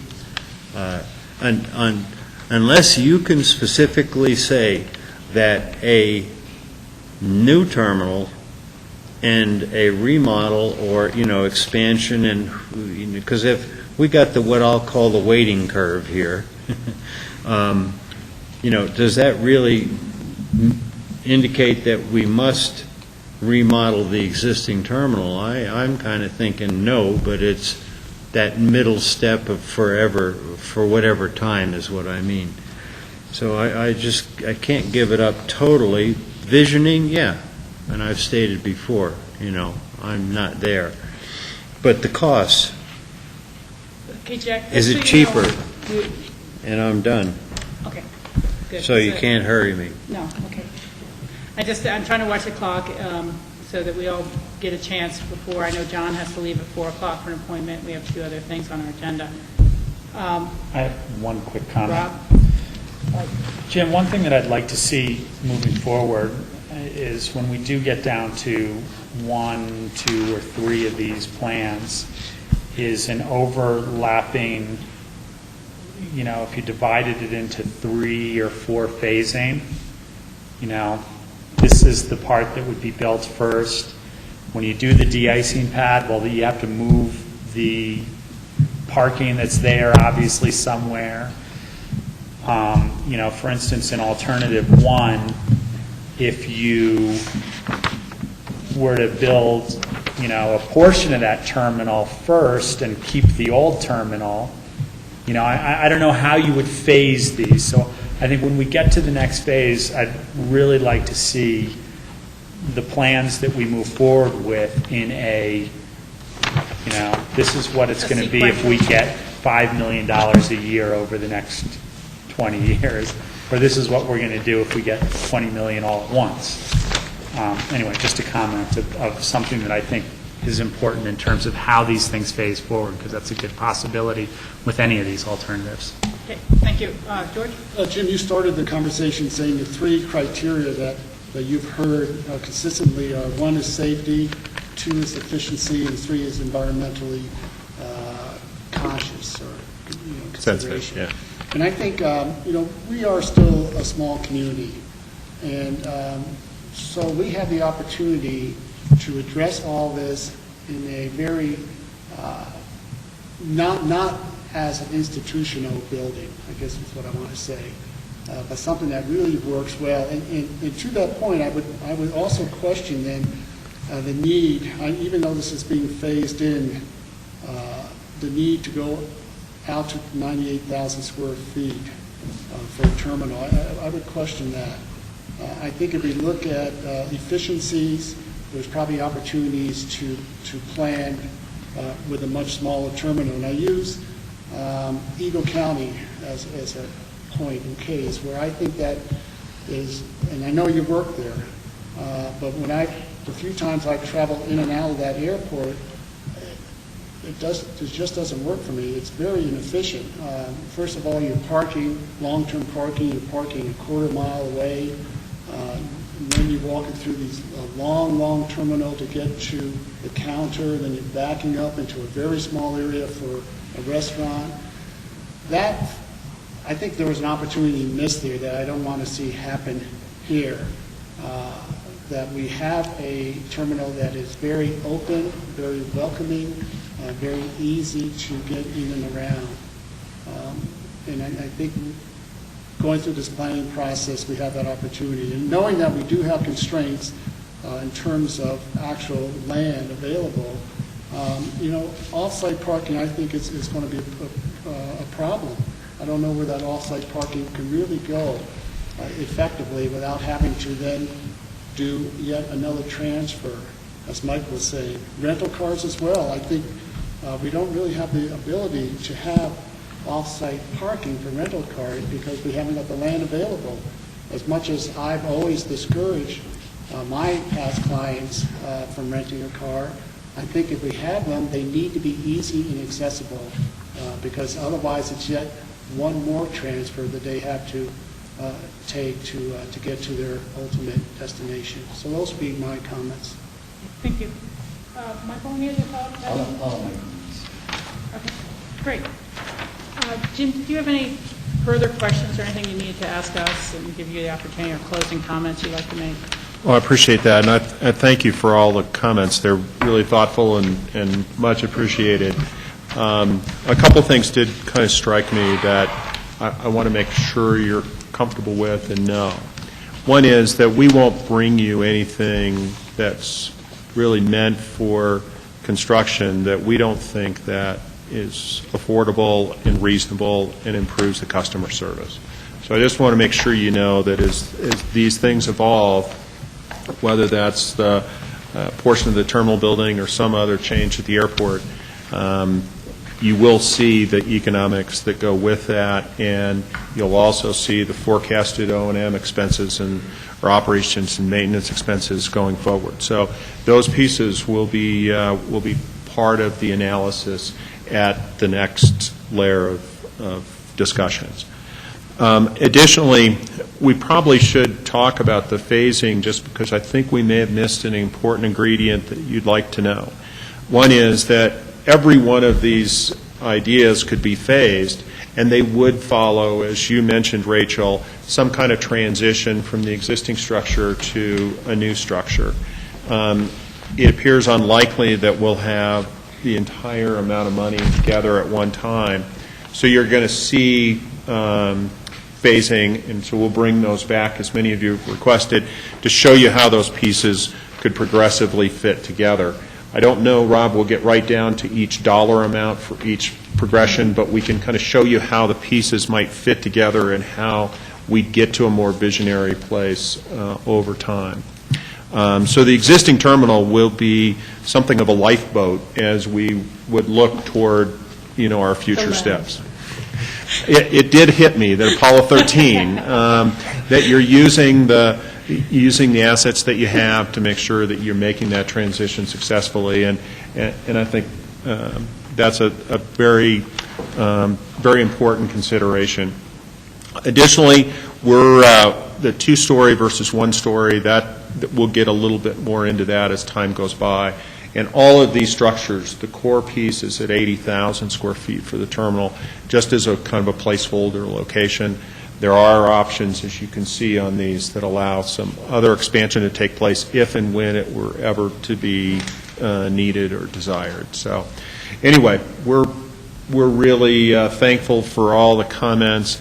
We're excited about what these next steps mean, and you'll see more of the rest of the airport's layout here in a couple of weeks, and ask you to have some patience as we kind of go through it, because we are at 15,000 feet, and we're just going to keep kind of refining the process, taking the feedback from you, the public, the open sessions, and the advisory group to kind of keep us on task, because we all know that this is a very special experience that exists here, and that's why we're working so hard to get the input to keep that front and center for us. So thank you. Great. Thank you very much. So what's the timing? When would you like to be done with this? Planning-wise, not like to. Like construction? No, with the planning portion of this, next March? We've targeted the first quarter. March would be great. If there's one thing I've kind of learned in my tenure here is that things kind of have a speed and a flow, and we think that's reasonable, but we may get into some conversations that take us, down a different path, and we explore that for a while before we come back. But our target continues to be the March timeframe. Spring, yeah. Okay. Thank you again for that. Let's see, I think we're now going to go to other open discussion items and see if, John, if you have anything new for us or that you didn't get to bring up yesterday. Yeah, I've got a few items for you. First, I'll start with, you've conducted 2 interviews that we have not circled back on yet. One was a interview for reappointment of Greg Poshman to the Healthy Rivers and Streams Board. And I guess I'd ask if you have some feedback for us or direction to give us on that appointment. Yeah, thumbs up on a reappointment for Greg. Okay, thank you. The second is an alternate position on our weed board. You had interviewed Patty Clapper for that. Okay, supportive. Okay. Yes? Yes, thank you. Okay, we're working right through these. Third thing, Rob, you had brought up a question about a phone up near Difficult Campground. This was a little while back. There is actually, we have confirmed through dispatch that actually 200 yards this side of Difficult Campground, there is an emergency phone on Highway 82 that is active right now. And so there is a facility. It's not right at Difficult Campground. It's about 200 yards this side. I'll get a note to the caucus to make sure they're So. all aware of that. The only other thing I wanted to make sure, you all received an email from Brian Meinhardt about a legislative update. We got that yesterday. He did call and apologize for the short notice. They'll try and get these scheduled a little bit earlier in the future, but it's about a 45-minute legislative update. It's a conference call that will take place at 2:30 tomorrow, and the email has the call-in information, but just in case you hadn't seen that, I wanted to make sure that that was brought to your attention. Thank you. And I believe that's it. That's all we have for you on our end on open discussion. And I will apologize. I would optimistically schedule one of my follow-up doctor appointments for 4 o'clock today, thinking we'd probably be done. I'm slow. I guess I'm still Never slower than I assume. thought. I know. Never assume. So I apologize for that. Okay, thank you. George? Yeah, I'll have an open discussion. It's interesting, I was just happening to watch on Grassroots, part of the Snowmass Town Council meeting recently, and they had a discussion in terms of, for their council to go paperless. And they were looking at purchasing iPod 2s because of all the capability it has in terms of still being able to scribble and highlight and everything else. And they also were looking at some cost numbers, and what I heard them say was that the payback for the cost of purchasing those iPads is 6 months only, because of the cost, the tremendous amount of cost of paper, the cost of the copy machines, the cost of staff time in terms of putting together our packets. So I just want to throw that out. I'd be curious to see what, if that would be similar for us, and if there was an interest for the rest of the board to go in that direction. I know Snowmass Council, one councilman is actually less technically able than I am, which is hard to believe, but they said, okay, well, you could have your own packet, or you could print out your own packet from PDF files, but if the rest of the council wants to do this, it still may be cost effective. We are the City of Aspen, our IT department has started looking into an online agenda system that would allow us to give us that infrastructure to look at going wireless. So we have started looking at that analysis. I have not talked to Russ about the analysis that they've done, but I think that's something that we could follow up on. I'm surprised to hear, quite frankly, the 6-month payback, but yeah, we'd be happy to look at that. And in fact, are looking at getting that kind of, looking at what it means to have that kind of wireless, paperless, or not wireless, paperless agenda system, online system for the county and also for the city. And so we have started looking at that to bring forward to you guys.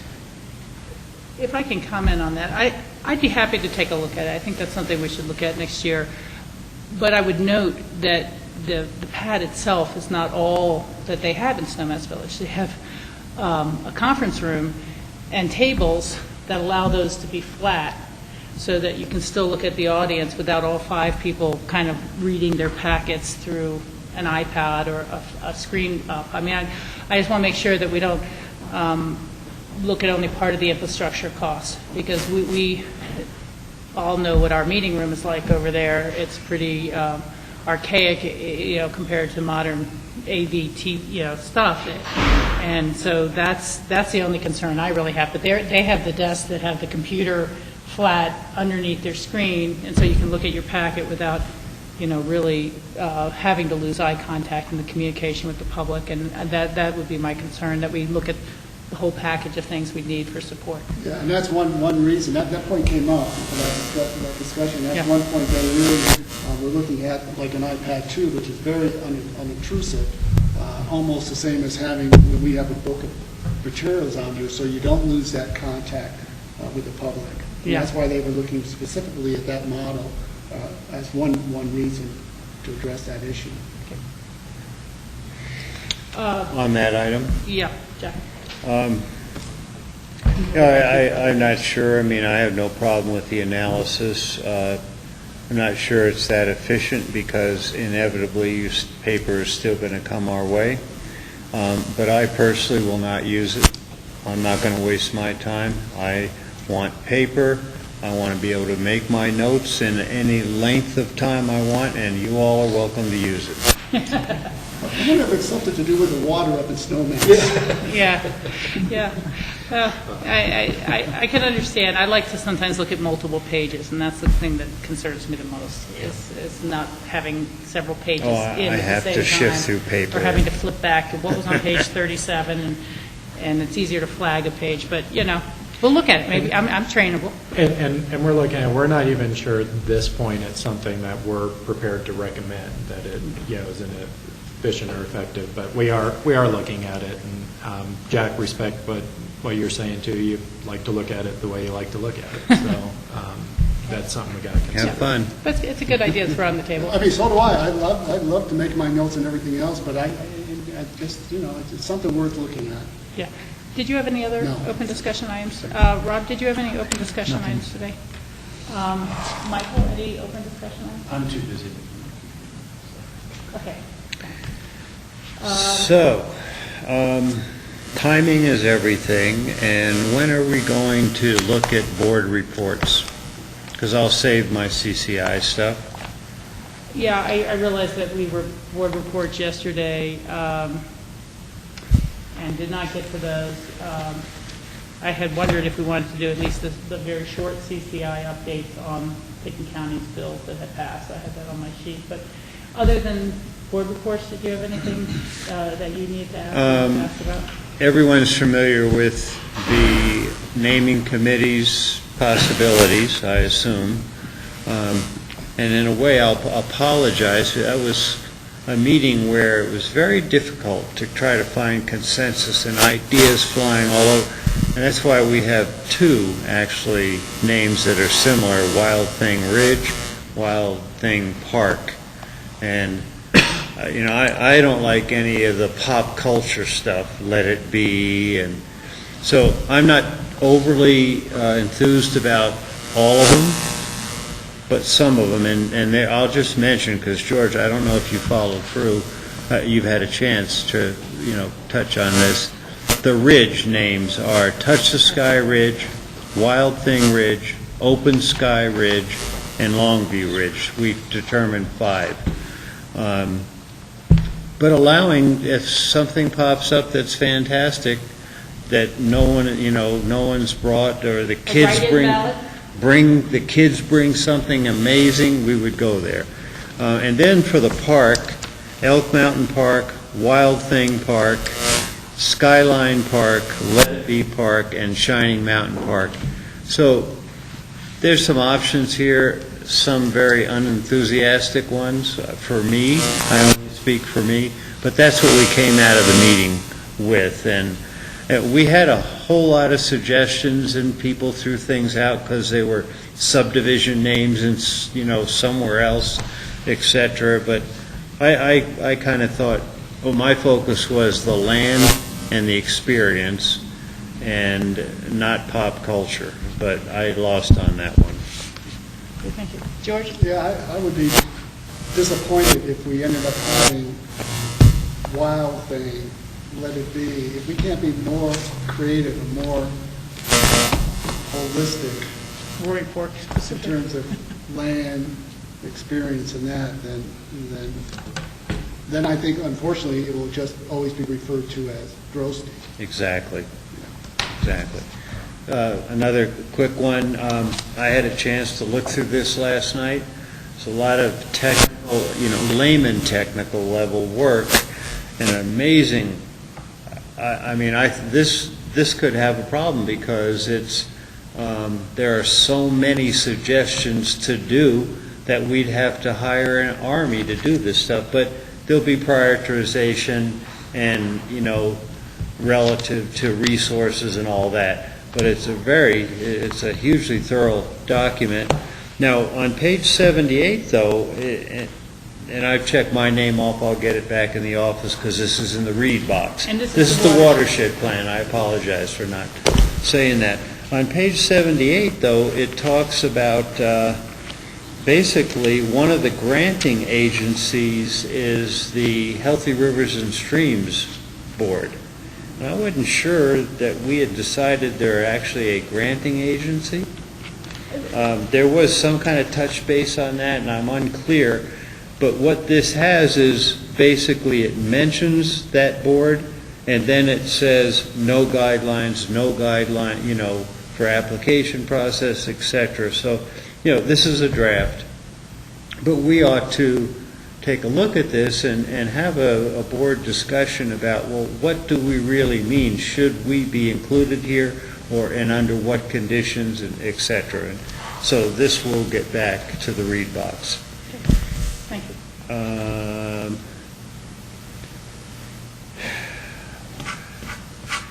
Okay, I have one more, but we'll let it be.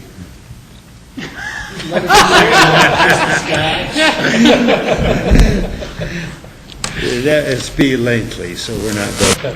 Okay, thank you. We already went through you two guys. Michael did your thing today. A real quick update on CCI, and then, Jack, please jump in.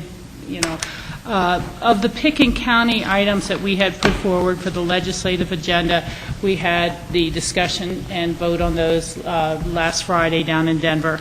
The ability to pursue wastewater, on-site wastewater treatment, otherwise known as septic tanks, inspection fees, the organization of public health officials and wastewater treatment people are going to be sponsoring a bill. And so we should potentially see some of that resolved. And another group will be carrying it forward rather than CCI. So it's kind of been moved to what they now are defining as a Tier 2 program. Tier 1 is when we're pushing a legislative action. Tier 2 is when they're working in support with either another agency or think they can work things out administratively through different agencies. So that's the disposition of that. So we withdrew that. Well, it's been moved to Tier 2. Exactly. Basically. It's no longer going to be legislative agenda of CCI, but it will be supported when it comes forward, I believe. The other item was the whole restaurant inspection fee issue, and there will not be any legislation going forward in 2012. The public health officials, is that it? Board of Public Health, are the ones who have worked with the Restaurant Association in the past, and there seem to be a couple areas in which they reach an impasse, but at the very least, they're sure they don't want to do anything in 2012. They're looking to see if they can reach agreement and have laid enough groundwork for a united front in 2013. Some of the Restaurant Association would like to see standardized in state statute what is in an inspection, and will not support or does not seem to be supporting fee increases until they can get some definitive idea of what an inspection would, could, and should cover. And the county health officials don't necessarily want to go that route or haven't reached agreement. So I can fully understand the position of the Restaurant Association that, in one county an inspection could be $3,000, in another county inspection could be $450, and there's no standardization. The question then becomes, as it is on a lot of these things, of how much of everything do you want in state statute? Because then it becomes pretty impossible to change it as things go forward. But at any rate, it's just not right for this year. There was also an acknowledgement that very few people will pass a fee increase of any sort during an election year. So a lot of times, a year like 2012 going into the November elections are not necessarily the most productive of cycles. There was support and is going forward to request a Gallagher study group. Questions were, why don't you include Tabor in 23? And we said, well, we wanted to just start simple, build off the DU study, just see if we can get that ball moving somehow. What was the other to Pickens County. Condemnation of open space conservation easements. Yeah, that did And not pass. paying at market, requesting Market value. market value. That was withdrawn. There was a kind of a close vote, 17 to 22, but there were a number of organizations that felt, well, are you really damaging or devaluing open space if a utility goes through there and it's obviously subsurface? Was mostly what we focused on. The conversation never got to overhead lines, for example. But there was a lot of back and forth, and we debated every one of these very well, and that's where it landed. Okay, and what was our last one? Do you remember? Was it Gallagher? No, Gallagher, they agreed to move forward a request for a task force. What one was Senate Bill 50 from last? No, that was the conservation easement one. Yeah. And the two were the fees. Gallagher, I'll have to see if it just slipped out of my mind what was the fifth one. But I think the fifth one did go forward. Maybe not. Surprisingly, there was support for Peter Runyon as a county commissioner had put forward that they wanted to find some sponsor in the state legislature to do a gasoline tax increase vote on the ballot in 2012. And, I was kind of surprised to see that made it onto the legislative agenda. But, it's just everyone is dealing with these ever-shrinking pots of funding for roads and watching them fall apart across the state. And so while people would like to seek greater efficiencies in CDOT, there's a general acknowledgement that you're just not going to cut your way into any significant amount of capital money for roads.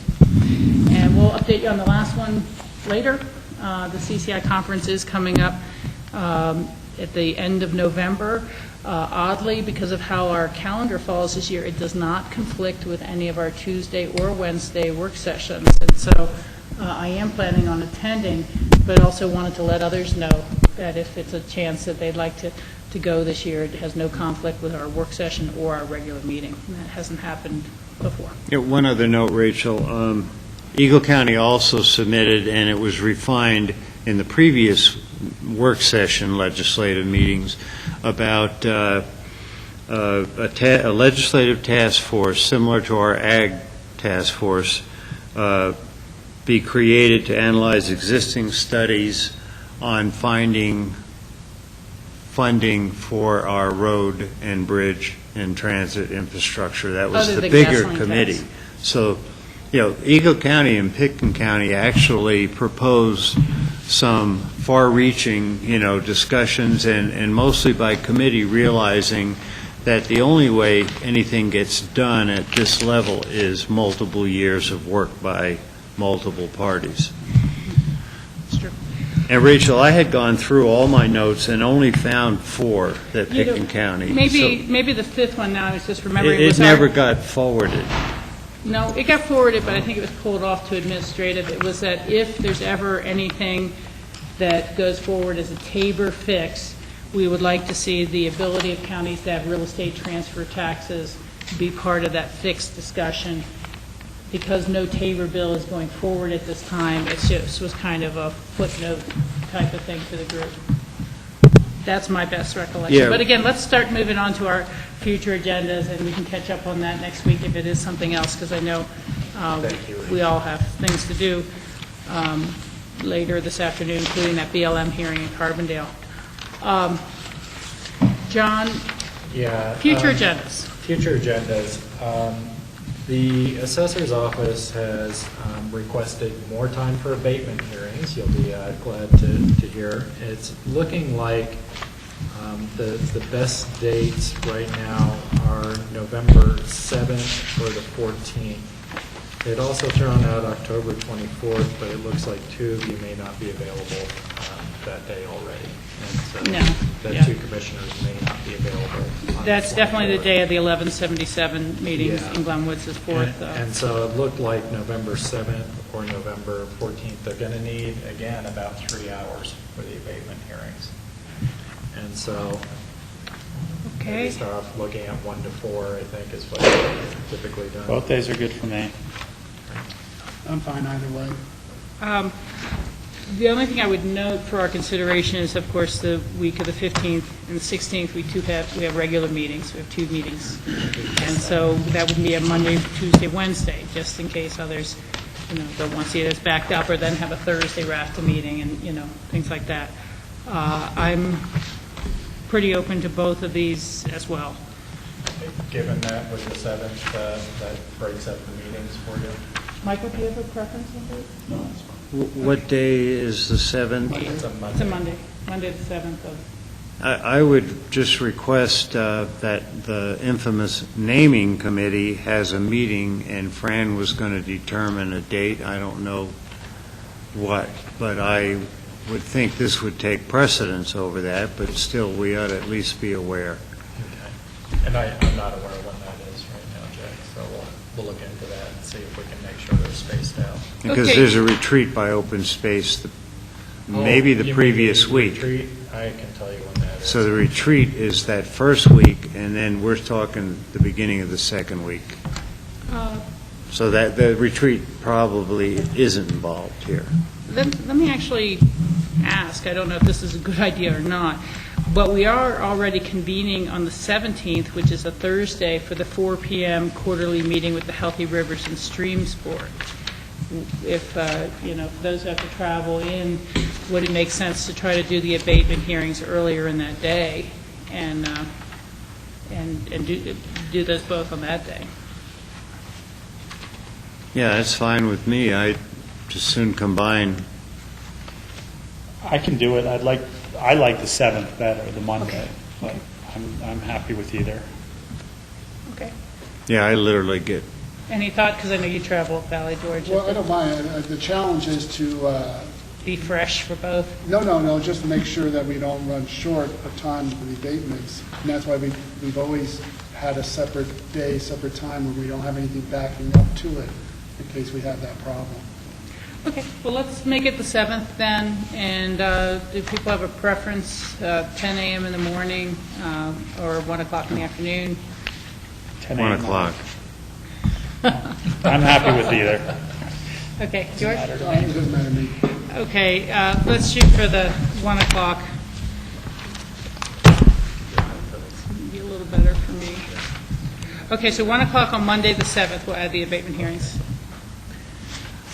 The only other thing I wanted to draw your attention to, and we'll try and fold these out in our future packets, but on the 31st, we have our livable and supportive community budget presentations, and that is we have a brown bag lunch scheduled in there. Just wanted to make sure that you guys bring some food. saw that. Okay. Other than that, are there any questions, I guess? Well, I'd just like to make a small comment. John and I spoke about this, and to make sure there's enough break time for some of these longer stretches, and what he has told me is that Susan is aware of that, and that some of the further out schedules just don't have the breaks inserted yet, and as they get closer to when we're actually having the meeting, she'll insert the breaks, but that while they're still working on who's going to schedule when and where, they're not there. So, okay, George? A quick question on next Tuesday, October 18th, with our joint meeting with the City Council. Yeah. I know we talked about this, but I forget how this was going to go. Health and Human Services, what was that discussion going to be about? That's we have the pod, and the pod is going to be doing a presentation that's really going to talk about the needs of the health and human service agencies going forward. It's not going to really be a specific discussion about requests or specific discussion about funding. It's really about setting the context, and they're working on that. We should have that memo in today. I haven't had a chance to look at it, but it's going to be more, and I believe this is what's been presented in the past, is my understanding. Yeah. And then on the housing budget and information technology budget, is that a decision point or just information? I think they'll be looking for guidance, but, it's going to be mostly informational. Each body obviously has to make an independent decision that's adopted in the budget, but I think they're going to be looking for an indication. I can tell you, in particular on the housing budget, it is flat for the next 5 years. We don't have the escalator built in. that has been built in the past. You know, as well as we talked a little bit yesterday, information technology, at least on our end, we've reduced some of our capital investments and such, and on the operating end, we'll be going through the city's plans on operating, and they're preparing a memo for you to review. And then lastly, the prep for the EOTC meeting on October 20th, that you'll provide us with some background in terms of your discussions with your committee you've been working with? That's correct. They'll be for the whole agenda, but we'll be talking about in particular, I think the concern was making sure that you're prepared for the discussion on the free bus service and the funding options. So we'll be able to talk about at least what's being recommended at this point. And I'd also, if I may, Rachel. Please. Steve Barwick was unexpectedly out of town, and so we're still talking about the sequencing of how that's going to happen on the 18th. Right. So the order of these may change a little bit because they have continued meetings after that. Pretty much I've left it up to his discretion about the sequencing of these items. Thanks. I guess, Rachel, the prep for the EOTC meeting, we've got a bunch of other things within that time block between 2 and 3:30, even though we have an hour and a half. That EOTC discussion may, with 5 of us here, that may take up a block of time. Yeah, and if need be, what we've talked about, if that takes up more time, there's nothing pressing on the semi-annual update for Public Works, so we can always move that. Okay. Thank you for that clarification. So again, just to be clear, at the 4 o'clock meeting, joint meeting with the city, the housing budget and the information technology budget may be flipped because the city may continue meeting after we leave about housing issues on their management of their rental properties. And so we'll just take it based on the sequencing they want on those 2 items, but Health and Human Service will be first. And that will really just be a presentation by the organizations and a chance to let the public know what they do. Okay, thank you. Any other future agenda requests or changes? One last point for next week. 9 o'clock, we have a ski company presentation. We should just have grassroots and our staff be here a little earlier to set up, because otherwise we're going to run into a time block in terms of the amount of time they need to get ready to roll. Yeah, and we'll be able, without the executive session, it's easier for us to get in and make that happen. Okay, yeah, because of the room. Okay, thank you, George. Anybody else have any any agenda items, future agendas? Okay. The one last thing I'd like to put out there, maybe it's an open discussion I missed, but when we went to Gunnison and we first started our work session, I think we were still just settling in at our meeting place, the temporary meeting place. I had mentioned, and I don't know what form it wants to take, whether we need to have a formal discussion in the future or what, but Jim Markolunas did contact me. He is interested in seeing how he could privately fundraise and move a plaque forward for the Maroon Creek Historic Bridge, separate from, or not, rather not waiting on this larger signage program to come together. And so, again, I want to make sure no one missed that comment at that time, and then I'll leave it to John to kind of figure out how to bring it back to us or how to contact Jim in the future and see what he's thinking about. Because I don't want his money to be wasted, but I also don't want to tell him he has to wait 4 years until a valley-wide scheme comes together. Okay, thank you for that. We have an executive session item that we discussed at the beginning of this meeting. We discussed yesterday that was going to be kicked to this meeting. We are in a regular meeting, so we are able to go into executive session from the meeting. It would be to discuss oil and gas regulations and activities. In just one moment, I will solicit a motion to go into that executive session. But I was just going to ask John Ely, if we go into the executive session, can we adjourn to the meeting room upstairs rather than this larger room, and then grassroots can break down? Okay, super. So is there a motion to go into executive session for the purposes of?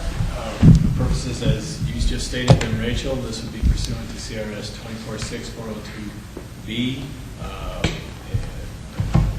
confidential communications between attorney-client versus discussing oil and gas regulations and recent activity, in particular activity. Okay, super. Is there a motion to that effect? So moved. Is there a second? Second. All in favor, or any discussion? Well, a question. John, is there any update that you might give us on this Phillips trailer thing that would be a brief shot of information? Do you know anything about what's going on? I know pieces and parts, and I also know the best source of the information more likely Lance at Community Development. Okay, so we basically are not prepared, we're not prepared to have any kind of feedback, so I'm good with that. Okay. Thank you. Okay, so if there's no further discussion, all those in favor signify by saying aye. Aye. Opposed? Okay, there we go. We are adjourned to our executive session. Thank you so much today, Grassroots. We appreciate it, and we will continue our meeting up in the conference room.